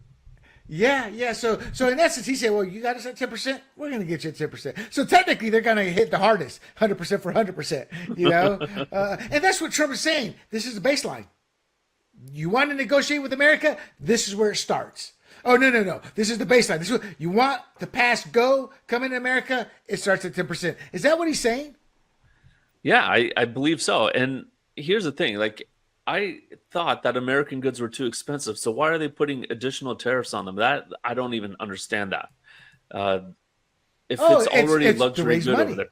The raised revenue. That's right. Why. So it is to provide their citizens services, right? So I think this negotiating tactic will work on most of these countries. I believe you didn't mention Argentina. What'd you say? They're a fascist country earlier, but no, not Argentina. They're coming to the table. Vietnam's coming to the table. I mean, they're not even in here, G. No, it's not. But this is Argentina's not. No. But he just had a meeting with Javier Milei, and Javier Milei is for free trade. So they're probably gonna be the model that some people will try to push, which I'm not sure how that'll work. But yeah, they're not in here.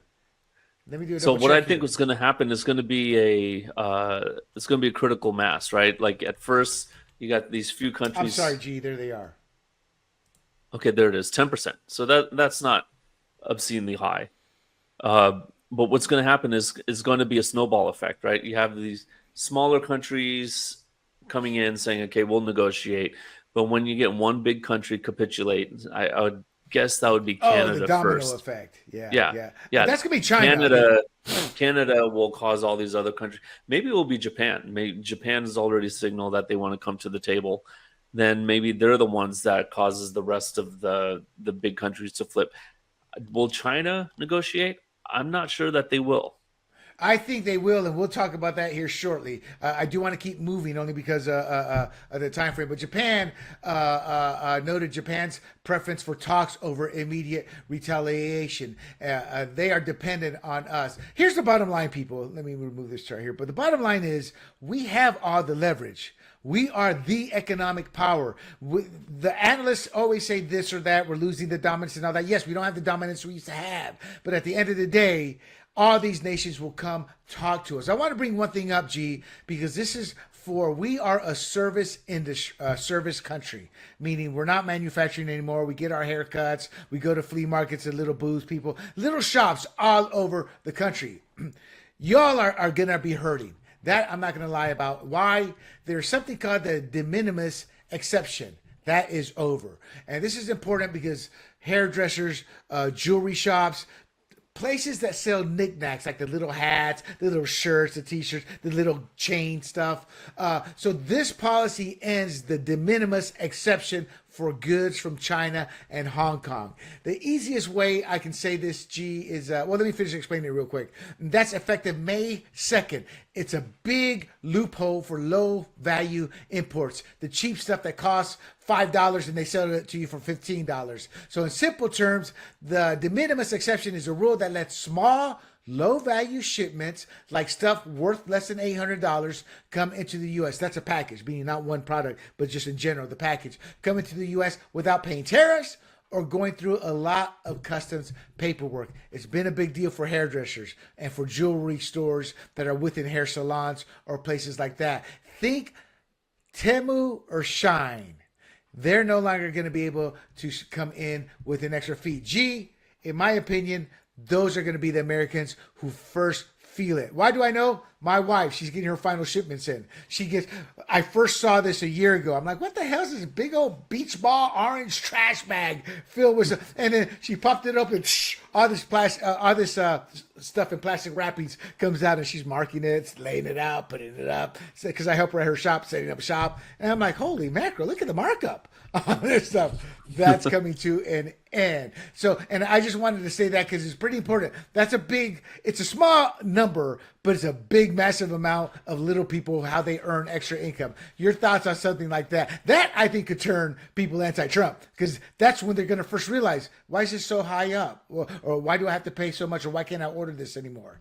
Your thoughts? Yeah, I mean, I think there's going to be some of that, but Temu and Shine, I mean, people have ordered stuff and then they're like, oh man, this is cheap garbage. I mean, it is literally disposable stuff. And they, whatever they advertise, like, oh, this is a knickknack that does this or that. And then you get it and it's like made out of vinyl. And, you know, the battery compartment destructs within a week. Then people go, okay, I wasted my money on that, but it wasn't that much. So yeah, they're going to get hit by that. I think if China, you know, comes to the negotiating table, maybe that gets rolled back, but I don't think it will. So I think maybe there will be factories here that make it, but it's not, you know, it might be a little more expensive or a lot more expensive, but it should be higher quality, I would hope. Right. So what G is saying is, by cheap, meaning you're paying a few bucks, so when it breaks in a week, you don't think anything of it because it was just a little knickknack you bought out of curiosity or what. But now on the flip side, they had like berets and stuff that women can wear and get long-term use. But just so that you know, G, again, we're digressing here briefly, but Temu has 292 million monthly active users. Active, meaning they order from it. And out of that 292, maybe G can do the math, 292 million monthly active users, 186 million are in the U.S. alone. The platform's gross, which it's called merchandise. That's what you say, the little knickknacks. Gross merchandise value reached 71 billion in 2024.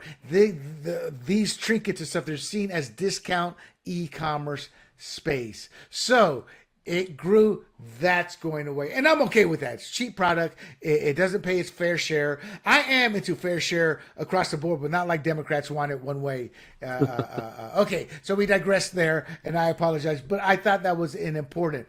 Any final thoughts on the players who've come to the table or the trend you say? You said that what you think is once the first mayor player hits, then it's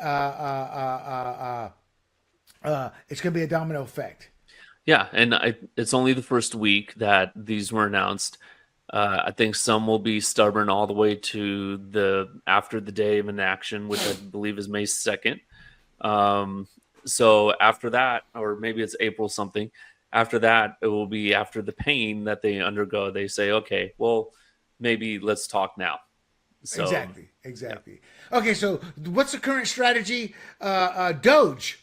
I don't say Doge in my notes, but that's what I'm referring to. They're cutting fat from federal jobs because people are like saying, well, where are you going to get all these Americans here to do these new jobs and unleashing the private sector? There's no Americans who want to do that. Yeah, the lazy POSs say that, but there are plenty of Americans. But cutting fat from federal jobs, we're not as cold-hearted as the Democrats. Learn how to code. No, we're going to say go work in the factory.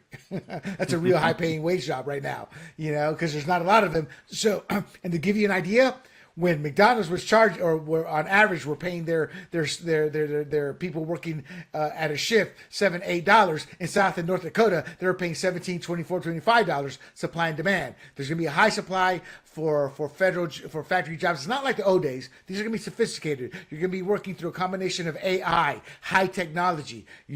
So there are going to be cutting the fat from federal jobs will help put workers back in there. That's just one aspect. So Trump's pushing hard for that. It's going to wake up the private sector. The recession's been dragging since Biden. Gee, we were in 2 recessions during Biden's that they didn't call recessions, but by legal terms, if I remember, and I'm guessing, if I remember correctly, it was twice. So smaller government, bigger private punch, meaning the private economy's going to surge. So your thoughts on that before we kick into well, let me just do this. So the implementation timeline, you're looking at possibly 50 to 100 billion in reciprocal tariffs by May 2nd, and that's based off a 260 billion annual projection, and that's by the Tax Foundation came out with that. Again, we're not spitting nonsense numbers. You may disagree with them, but these are projections. And that's going to ramp up even faster as 60 countries adjust and we start making deals. But here's the important part that the media has completely ignored. Foreign investment into these United States of America since Trump became 47. $3 trillion in investments. $3 trillion in investment. That means factories, production lines coming in here. And that was reported by Street Insider. It's been like, people keep saying the 1.1 trillion. It's up to 3 trillion now. And all this could start breaking ground by the third quarter in 2025 if the Trump tax cuts land. And G can explain that better, but that's aligned with we may give tax breaks to these companies to bring over. It becomes a win-win. In essence, what Trump is saying, bring those 3 trillion here and tariffs won't affect you. And companies are going, give us those tax cuts and we're there. We'll pledge this much, but you got to give us those tax cuts. Your take on all that before we go into the potential China trade war, because G says they won't capitulate. I say they will. Yeah, at least not quickly. But so if you have a foreign company, and I'll talk about it this way. So if you have a foreign company, maybe based in Germany, and they say, okay, well, I want to sell to Americans, but now I need to open up a factory to take advantage of the 15% corporate tax rate in America. They might just create a whole new company here, right? That's a LLC or something based in America, so they don't have to pay the tax rate in their country. Right. So now they're paying us 15% corporate tax rate, plus hiring Americans, creating goods here that don't need to be transported across the sea. And so I think that's a win-win for everyone. Now, I think the prices will be higher, but hopefully the quality of that would be better. But look, Toyota's doing that right now, right? So they have factories here in America. They're making those cars for years here. Yeah. Right. So I would imagine that if they made those cars in Japan and shipped them over, they would be higher in terms of cost for the American consumer than just building them here, which is what they've done. So I think we're going to see a lot more of. And G, let's get political here real quick. Take number one I want from you. Why isn't the media talking this up? This seems like a big win for America. And 2, they're going to build these factories in the South, not in the North, because of the unions and that's important, meaning we are our own worst enemy with the greed of unions, and not the people who work hard, but the greed of the unions, and what they demand becomes unrealistic, and thus this is one reason manufacturing fled America, and then when it did return, it returned to the South. Tell us why. Tell us first your first take, and then tell us why they came to the South. Well, I'll do the second take. They came to the South because those are more right to work states, right? So there's more business friendly, which is what you want. I mean, you don't want a a business unfriendly policy that says, okay, well, you can't fire these people because, like you said, it's human nature just to get lazier, produce less, get more comfortable, and you need to remain competitive. You need to fight that, right? That the companies that do really well are the ones who stay on their toes and work really hard. So, I'm not going to denigrate unions as right now they're supporting Trump because they believe Trump's going to bring back manufacturing, which I believe he will. But in the end, like the unions also, I mean, it's just human nature. You want to do less to get more, right? No, you're right, Corporations do G. it, governments do it, unions do it. Right. And I'm not denigrating unions, but let's be honest. When you're paying somebody $75 an hour and his job is just to sweep the plant floor in one area, that's nonsense. And that's why companies are like, we can't deal with this anymore.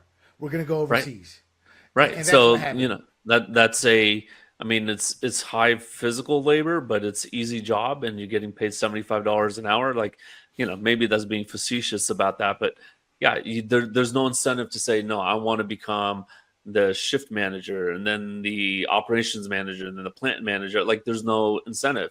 You're doing just fine where you're at. So of course, not everyone can be CEO, but you need to have incentive for people to want to aspire to something higher. And going back to the first take, then why isn't the media touting this? This seems like to be a massive win, not for America as a country, economically, and most importantly, for the working class that the mainstream media says that they love and want to protect, as do the Democrats. Shit, none of them want to talk about this. No, okay, first of all, TDS in this country is high on the left, right? So you're talking about the media, their TDS is off the charts. I mean, you look at that Oprah clip and she was just like fawning over Donald Trump back then, but now it's like she has TDS. And so people have really switched. It's really amazing. So now the Democrats are the party of the neocons, the globalists, what was the other thing I was going to say? And now they're burning EVs, and one congressman is bragging about how he sold his Tesla and bought a gas guzzler. Meanwhile, conservatives are being protectionist, pro-American, pro-peace, and more anti-war, although not protesting in the streets. And they're buying EVs, and I'm sitting there going, "What? This is a total role reversal." TDS. I mean, Trump has hacked. I remember in 2016 they said Trump hacked the Republican Party, which was true. But now Trump has hacked the Democrat Party in the last year. It's amazing what I've seen. And I brought this up to a Democrat, and he's just like, it stunned him. He couldn't argue with me. He was like, "You're right." I think conservatives have always been everything you just said. I just think Democrats co-opted that. And the reason I say that is at our core, we're kind of common sense. Hey, if that works, okay, I'll bend to make it work. Whereas Democrats have kind of become more socialist, communistic, authoritarian, because their belief is that they're right. And a little preview here, the original topic today was going to be fanaticism. How by definition, that's what today's Tesla protesters, BLM movement, the Bernie shooter, it was fanaticism. I'm going to talk about that next week. But I don't think we've shifted as much as we've always been flexible. We want to do what's best. All right. So, well, let me bring up two quick points here. Sure. to highlight that point. So I just bought an EV because it makes economic sense, right? And I'm saving money, and I should say I leased it. But in order to get people on the left to do that earlier, they had to create a religion of we're destroying the earth, we're destroying the environment. So now it's a moral issue for them, where it's a common sense issue. The second point I was going to make is, well, hold on, G. Just integrate there. But real quick, they threw that to the wayside with Tesla, didn't they? They care about the environment. They did. But then the second one is with Ukraine, right? So Ukraine, I'm sitting there going, how do you win this thing? You got to be practical and say, okay, Russia gets that land and bring peace to the region. And the Democrats are saying, no, we fight to the end. We can't let Russia win. It's like, okay, again, it's more of a moral, religious type of thing, where the conservatives are being, okay, well, what makes sense here? Because you're not pushing Putin out, and we don't want World War III, so we got to come to a negotiating table. And I'm going to interject again. It's easy to say that when you're here fat, comfortable in your chair, and not on the actual streets or the front lines over there. Right. We are such hypocrites as a society, myself included at times. I'm the good hypocrite. All right, let's get into trade war. Real quick, there's a 67% disparity, meaning 67% of China's goods come here versus what we export to them. It's called a trade imbalance. The U.S. imports, again, 440 billion from China. China imports 144 billion from us. So the reason I think they will capitulate is China leans on our market way more than we do theirs. 10% of their 4.3 trillion export economy, it's only 5% of our 2.8 trillion. China's got their own economic headaches. Again, I'm not saying this is as a 100% guarantee, but as a stats guy, if I'm putting my bets down, which I don't gamble, people, but if I was putting my money down, this is what I'm saying. They will capitulate. So again, they lean on our market way more. China's also got their own economic headaches. Their growth is crawling at 4.7%. Their housing market is tanking, and their jobs are thin. So they're leaning hard on their exports to stay afloat. Get what I'm trying to say? They are in the crapper. Their exports is what has them afloat right now. And we just said, that's going to cost you more money. So the 800 billion, they also have debt. They own 800 billion of our debt, meaning we can't afford to try to hurt America here. We have a lot of their debt, you know. And granted, they saw this. So some years back, it was 1.1 trillion. So they started buying down their debt. So Trump's tariffs give us the upper hand to be like a mafia. Hey, we're going to protect you. You know, that's kind of the role Trump can play here. So we're pushing for balance. So, well, we're trying to tell them, hey, look, we want more factories here in America, not everything over there. And we want Chinese to spend more on our goods. So we're trying to play that game. We can still be rivals. And I'm kind of repeating what Scott Bessent said here. We're still rivals militarily, economically, but this is a fair setup that means more U.S. jobs and your economy's not crumbling. It's a win-win. In a nutshell, our tariffs could eventually break them by triggering a domino effect that puts them into a long-term recession. That's me saying that just because of how the two sides, the teams are made up. G does not believe they're going to capitulate as easily. I believe that it's going to be sooner than later. I think their 34% was chest thumping, meaning we're going to do it too, but it's very hollow. Prove me wrong, G.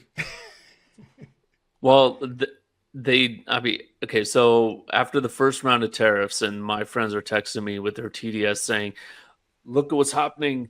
The shirt prices are going up in Costco. I went to Costco. Literally, I had the text in my hand. I'm like, let me look around because I'm still buying shirts, 2025 for $10, $12. I looked at the tag, made in Bangladesh, made in Vietnam, made in Thailand. I'm like, okay, Indonesia. All these countries have made in Vietnam. They've shifted their manufacturing out of China in order to avoid the tariffs. So I think what you're going to hear is a big sucking sound of, those factories going out. Nike already moved to Vietnam. And so if Vietnam says, okay, 0%, look, Nike bucked the trend in the stock market this week, at least the last day on Friday. So, I agree with you. Yeah, see, what G is saying, China's risk is their factories could get gutted, and that means jobs, millions. In 2018, when the first tariffs went around, they lost 3.5 million jobs. And the reason I put these technical numbers, I'm not trying to be technical and sound important. This is important for you to know. So when your TDS friend says, well, hold on, you can reverse, and this may be my first article I write. It's an 18-page notes, but I may convert it into an article. But they are betting, G, and I do believe this. Their one saving factor is they're betting that Apple, Nike, not all of them is going to shift to India or Vietnam because that's millions to do that, and that does take time. So it's a chest puff. G's a superpower. Hey, we're superpower too. But it's also peanuts, meaning we have greater worries with Canada and Mexico. So I think China makes the news because the perception all our factories are over there. But you just prove they're not. So there's a perception factor here. So I think the quicker we bring China down and bring them, you bring them to heel. You bring them to heel. And that means you got to remove that red tape. And this even helps Hollywood out. Hollywood makes like pennies on the dollar, which is contrary. They made like close to 50%, 30, 40 some odd percent per dollar in American studios, 40, 50%. Because, it's a theater showing the movies. So they got to split the cost. It's much higher in Europe. This would help even Democrats. But at the end of the day, G, I don't think we're sweating their market, which is 144 billion. That's small fry. In Canada, 350 billion. Mexico, 260 billion. The EU, 570 billion. So China's the loud problem, but not the deep one. Their gamble, their 34%, is just a jab at us. I think it's a defensive play to stall Trump, hoping to Trump his tariffs, his baseline tariffs, and his reciprocal tariffs. They don't slash the 440 billion we buy, because they're going to be coming to the table and say, "Senor Trump." I have Asian in me, but I can't speak with an Asian accent. Senor Trump, Senor Trump. This is China from Panama. Senor Trump, no, we talk. And y'all who say I'm politically correct, go jump in a lake. I'm just having fun, like my freaking cousins have towards my American accent now. Gee, your thoughts on what I've added to this? No, I believe Canada and Mexico they're the biggest ones, right? But combined, they're the same as the EU. So I think you win over these three groups, right? So EU, it's a union of a bunch of countries, but we win them over. China, like you said, is small fry. So that's why you're right. They might capitulate, but they'll be one of the last to capitulate, because they didn't capitulate the first time around. That's why I'm hesitant to say that they will this time around. But now we've enacted higher percentages on them that might be too much. Well, here's why I think they'll capitulate, because I think Trump is going to go to them first. And here's why. Perception is reality. And if China capitulates, it's a 2-for-1 win. Now, it's the perception of, wow, that's China. All our factories, all this, holy mackerel. And two, they're our mortal enemy in the eyes of many. So right. He got our enemy to buckle.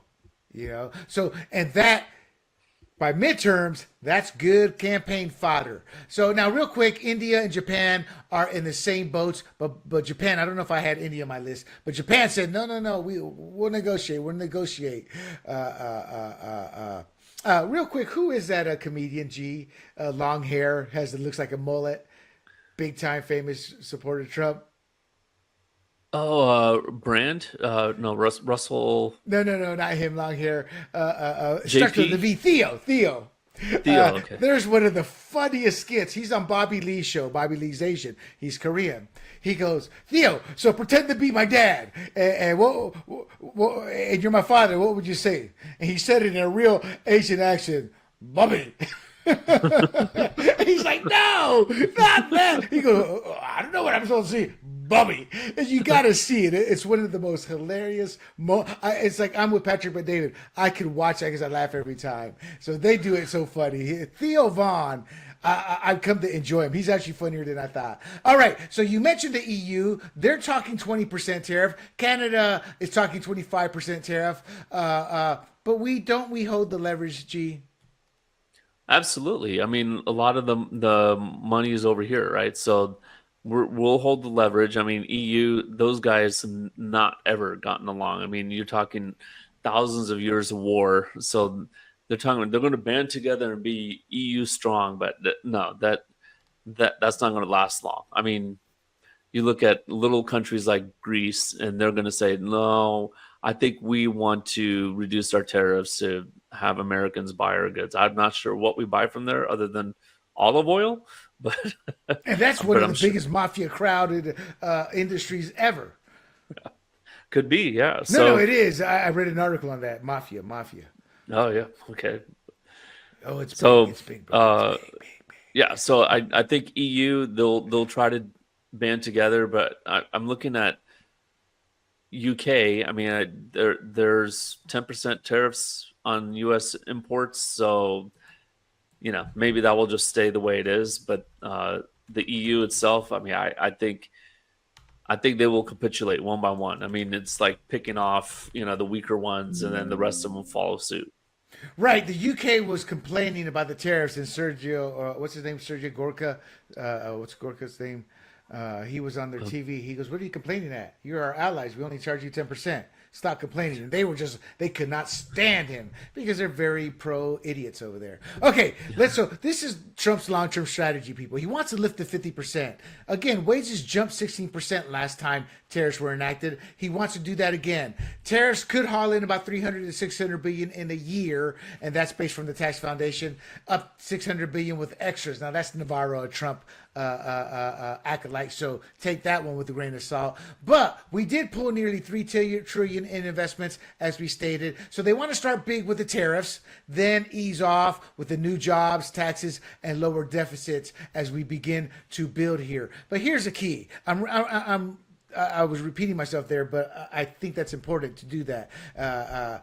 But companies are key, is what Scott Bessent believes, and he's the U.S. Treasury Secretary. Slash regs. And last time they cut 25%. Regulations, meaning things that are hampering companies from building. They want to ease building, making it easier to build. The USMCA shifted some of that building. They want to drop taxes, the 21% tax rate. And they want to sell here, build here. And they believe tariffs forces. So Trump's shedding the Fed bloat right now. Think Doge. He's betting big on factory. The 3 trillion is real. That's not a guess. That's not a number put out of thin air. That's what has been pledged. Your thoughts on this as their long-term strategies to get the bottom 50%, to uplift us? No, that absolutely makes sense. And I will say, just to talk about housing real quick, the reason why housing is so expensive is because of all the regulations, and they're not building as much, and people don't have money. So it's kind of the residential housing side of this whole argument is, okay, let's make it cheaper to do things here, and then you won't have to pay the import tariffs. And I think that's a great long-term strategy, which is the exact opposite of what we've been doing for basically the past 50 years. Correct. If not And more. To give you guys an idea of disparity, this came straight from Scott Bessent's mouth, the Treasury. He brought up a stat that more Americans vacation in Europe in 2024 than ever before in the history of our country. There was a passport boom, 24.5 million increase in 2023, and 38% of Americans are planning trips. That came from Deloitte. Is it Deloitte Touche or whatever, Deloitte. And they say that's still on track. Now, he brought that up, and people, oh, yeah, man, Americans, we're doing good. No, those are the elites. Food Bank, they smashed records in 2024. 47.4 million food insecurities. In 2023, people had to go to the food bank. 75% of banks were swamped. These are working class people, not just homeless, not just poor. It's like they have to supplement their income, and so they don't buy the food, and they went to food banks. So I agree with him, G. That's not a great America. I loathe the class warfare because Democrats have abused it and created false narratives, but this is a clear case of the rich benefiting. 88% of the stock market is owned, meaning they're the most invested, is by the 10%, which is the rich. The 50%, we are in trillions in debt. Think credit card debt. This is what Trump's trying to turn around. This is when they were the campaigning, G, where America's like, I'm not feeling this. And yet Don Lemon was saying, no, economy's good. Yeah, if you're rich. Thoughts on that? No, absolutely. I believe we've been in a recession since last June. So we're talking 10 months now.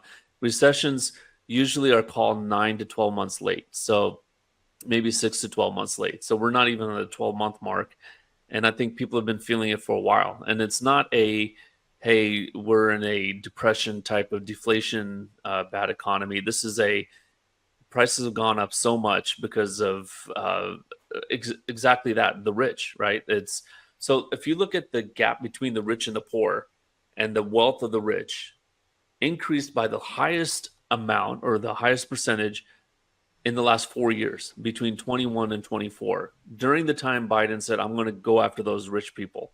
So under Biden, they become even more rich. And part of that was the increase in the money supply. So if you just throw a bunch of money out there, who does it funnel right back to? It's the rich. So they became richer at a higher percentage. at a higher rate, then the lower was the lower what Geez, 99%. you're talking printing money. Is what you're talking about here? Right, that's what I'm Where- saying. Like you print So that money goes and you back put to it out there. Obama. That went ballistic starting under Obama to protect Obama.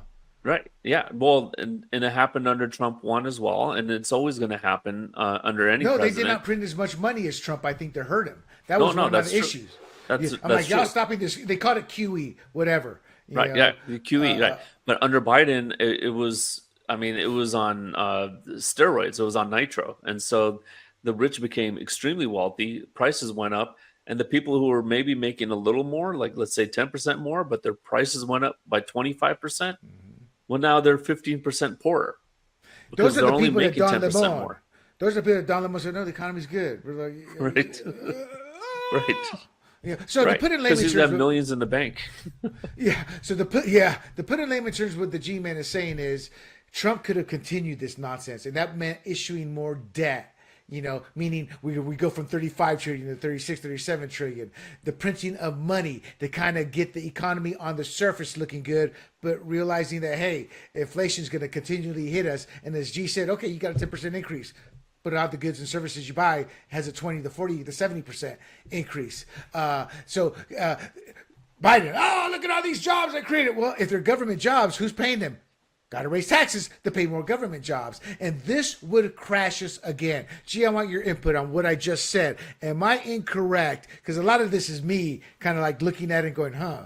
It looks to me that we're looking at another crash coming sooner than later if Trump would continue what Biden and Obama were doing. And my examples are 2007, 2008, 13 trillion loss from debt overload. That comes from the GAO in 2013. The dot-com, which I lived through that. I saw 70% of my competitors who did not manage their money well go under, which to me, I was happy. I'm not going to lie. I was like, ooh. And that we vaulted to become one of the top 3 companies in the industry. The dot-com, the Enron, $5 trillion stock dive, 63 billion fraud, fake highs. It was a hard fall. And that came in the SEC in 2002, has that data. Bankruptcy filings were hugely high. So the goal that Trump's trying to do is not only help his fellow American, but to stop this from happening. And again, inequality, I want to say once more, the top 10% own 85% of the stock market. The next 40% hold 11%. The bottom 50%, that's us, we get 0.4% in stocks we have invested in. Nearly 2 trillion in credit card debt, 1.7 trillion in credit card debt, 1.6 trillion in auto loans. 63% of us rent. And this is continuing on if we keep doing what Obama and Biden. And God bless my libertarian friends here at Grumblings Media here in San Diego. God bless my fundamentalist friends who don't quite understand this. They seem to be okay because of the fear mongering with continuing on. Am I looking at this wrongly, or I think I'm spot on? I don't want to say spot on, but I'm like, how else can you look at it? No, and I will add that if you go back a year and all the job gains that we've had, if you back out all the federal government jobs, we were at a net job loss outside of the government. So it's the government jobs that were keeping us afloat. But it's not because we were raising taxes to pay for those jobs. We were borrowing from the future. So we're issuing more U.S. bonds.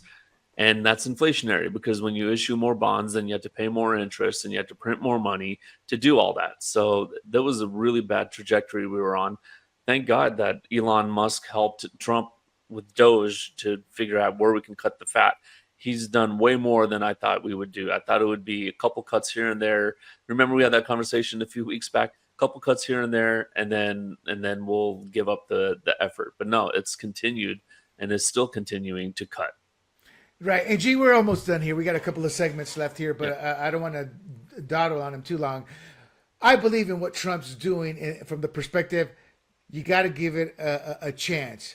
Now, Trump, in full transparency, did a little bit of this his first. I mean, our debt rose faster than ever before under him, but he also brought economic, the tariffs helped offset that a bit in terms of the interest in keeping inflation down, and the wage increases household income increases, but nothing is 100% guaranteed.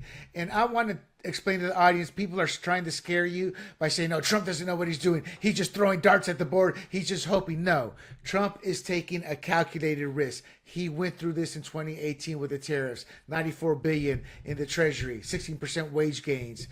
He's not doing this in the blind. To give you some analogies, this is what business people do, and Trump is a businessman. When people, and I said this maybe in off camera very early on, when people ask me what was part of my success and when in becoming one of the top fantasy sports companies in the country, I took calculated risk. My risk was not like throwing a dart. Holy mackerel, you got some cojones. Well, it was calculated. So I like to say they're as big as you think they are, but they're not as big because it was a calculated risk. Walmart, they secured their American side of things before they went global. Tesla waited till the Roadster batteries worked, and they waited till they got the loans to start moving forward. Amazon hit 40% in book share before they go, we need to expand. Netflix built their streaming before they dropped their DVDs because the DVDs were still making money. Trump's 25 tariffs is built off his 2018 tariffs. Countries are already talking. So my conclusion in telling you this, nothing's guaranteed, but when it's calculated, it's not as crazy and you shouldn't be fearful as the mainstream media tells you to be. Your thoughts on that, G? No, you always stick with your bread and butter, right? Base case to ensure that, okay, if you can take a bigger risk, that at least you're not betting the farm. So I think that's what's happening right now. It's exactly, your examples are spot on. Exactly. So, and nothing's 100% guaranteed, but being real about it, I'm not as scared with the odds because that fear mongering is why I felt we needed to do this heavy-handed show, and we need to counter that. So what's happening today?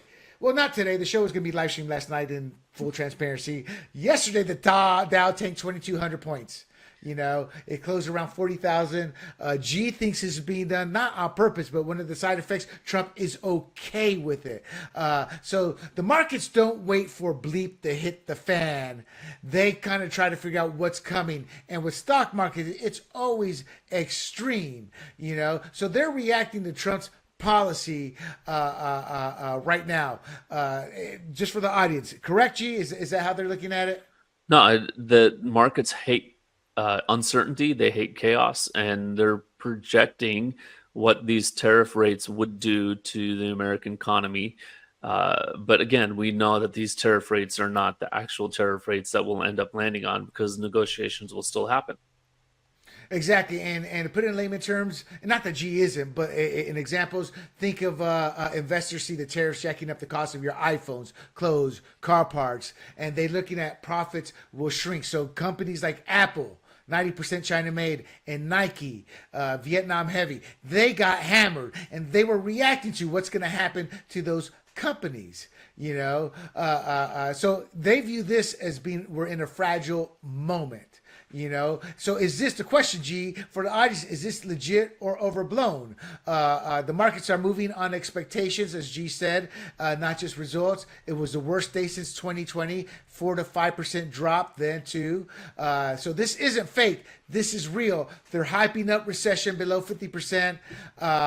So me stating 2,200 point drop isn't nothing happened. That's not quite true. So the drop is real. Tariffs are live. Retaliation's locked in. And markets are betting on paying ahead. And Democrats and TDSers and Libertarians, Green Party, Rhinos, they're all jumping on this to scare the hell out of you. My take why I wanted this segment is to talk a little bit about the overreaction. But G, anything to digress in terms of what I just sat there and said based off your belief system and your financial background?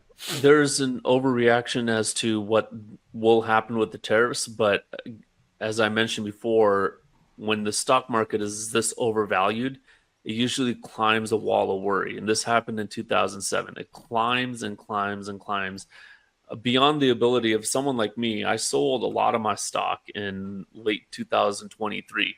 So we're talking almost 18 months ago. And I watched it climb another 30%. And I sit there going, wait a minute, I thought this was overvalued then. Now it's way more overvalued. But when things drop, they drop. They say it's like it climbs a wall of worry, but it's an air pocket. Like you drop quickly because a lot of people just want to get out. And it's Right. like musical chairs. Everyone keeps going around in a circle thinking, okay, when the music stops, I'll get a chair, no matter what, but I'll keep doing it all the way to when I think the music is about to stop. But then most of them are too late and then they don't pull out in time. Yeah. So that's what we're seeing right now. I told my friend, like I mentioned earlier, he sent me a message. I said, don't buy for a while. Just stay on the sidelines, wait for the Dow to go under 30,000. He's like, under 30,000? That's I what I said, was well, saying. yeah, it was under 30,000 just 4 years ago. I mean, this is not a obscene level. Oh, I mean, I just put it together. You're right. All the printing money, all that, the stock market. Yeah, okay. Yeah. I get it. See, I'm Yeah, slow sometimes. No, but if you just go back to normal level, the Dow could go to 20, 25,000, like I said earlier in the show. So I said, a saying that goes back 100 years, the market will stay irrational longer than you can stay solvent. That Yeah. applies on the upside, that applies on the downside. So That's a good way to say it, solvent. Because right now we're not solvent. We've been outside of Trump's 4 years since 2008. We have been printing trillions in money. You know, so that's why the inflation that Biden had was expected by literally everybody. You know, they didn't tell you that, but it was. Okay, so I do want to point this out. Is why I wanted this segment. The market's wrong a lot. It overreacts like a drama queen. You know, kind of like Scream. Remember that series Scream? Yeah. So in 2018, Trump's first China tariffs, it sparked a 6% S&P drop. But by mid 2019, it was up 20%. Panic had faded, and the deals got hashed out. Brexit, 8% tank job in June of 2016. It rallied up to 15% 6 months later. The point is, worst case scenarios, recession, trade wars, they often overshoot the reality. It's more political, trying to scare the hell out of you. You know, this is why I think Trump's doing this in a fast-paced mode. He's been fast with everything. Get this done now, get the pain out of the way, prep for midterms. Because I think if he gets the House and Senate with majorities that he can actually get things passed versus where it's at now, slim majorities, then watch out. So why it dropped now? Nothing's happened. But as G said, they're betting on what's coming. So there was a 1.92, literally a $2 trillion S&P wipeout happened this week. So that is real. But here's what I want to get to, G, is we know that it's going to change because companies or countries are already coming to the table. Companies from those countries are already talking about building over here. So I think the market's overreacting. Renegotiations are going to flip things. It could flip it as quick as 500 to 1,000 points in a week. It's not that crazy if certain countries come through. But your thoughts before I move on to, is this real money? Well, it is real value. I won't say it's real money. It's real value. I mean, you don't have money until you sell, and someone's willing to pay you for that. But again, we're just back to August 2024 levels. So, you know, markets go up. Markets I'm go referring down. to. I want you to comment on the fact of how the markets tanked before, and doom and gloom, and it came back. Is that a scenario that you see happening here? Yes, I do, and you know, I've been waiting for the market to return to normal levels over 10 years now. So it could stay elevated to abnormal levels again in the next year or two. So that's absolutely possible. Nothing's But guaranteed. you know, I'm not going to predict the markets. Yeah, but yeah, they 'cause are nothing's based on guaranteed. irrationality. Yeah. Okay, so is this real money? The reason I bring this up is there's fear mongering you. Oh, my friend. So, you know, I'm sorry, I wasn't paying attention. I was watching my 401k collapse. I'm like, oh, you're going to retire this week. Because if you're not going to retire this week, then your TDS is what I'm hearing. You know, I'm not hearing a realistic check here. You know, and the reason I bring this up is this is paper wealth.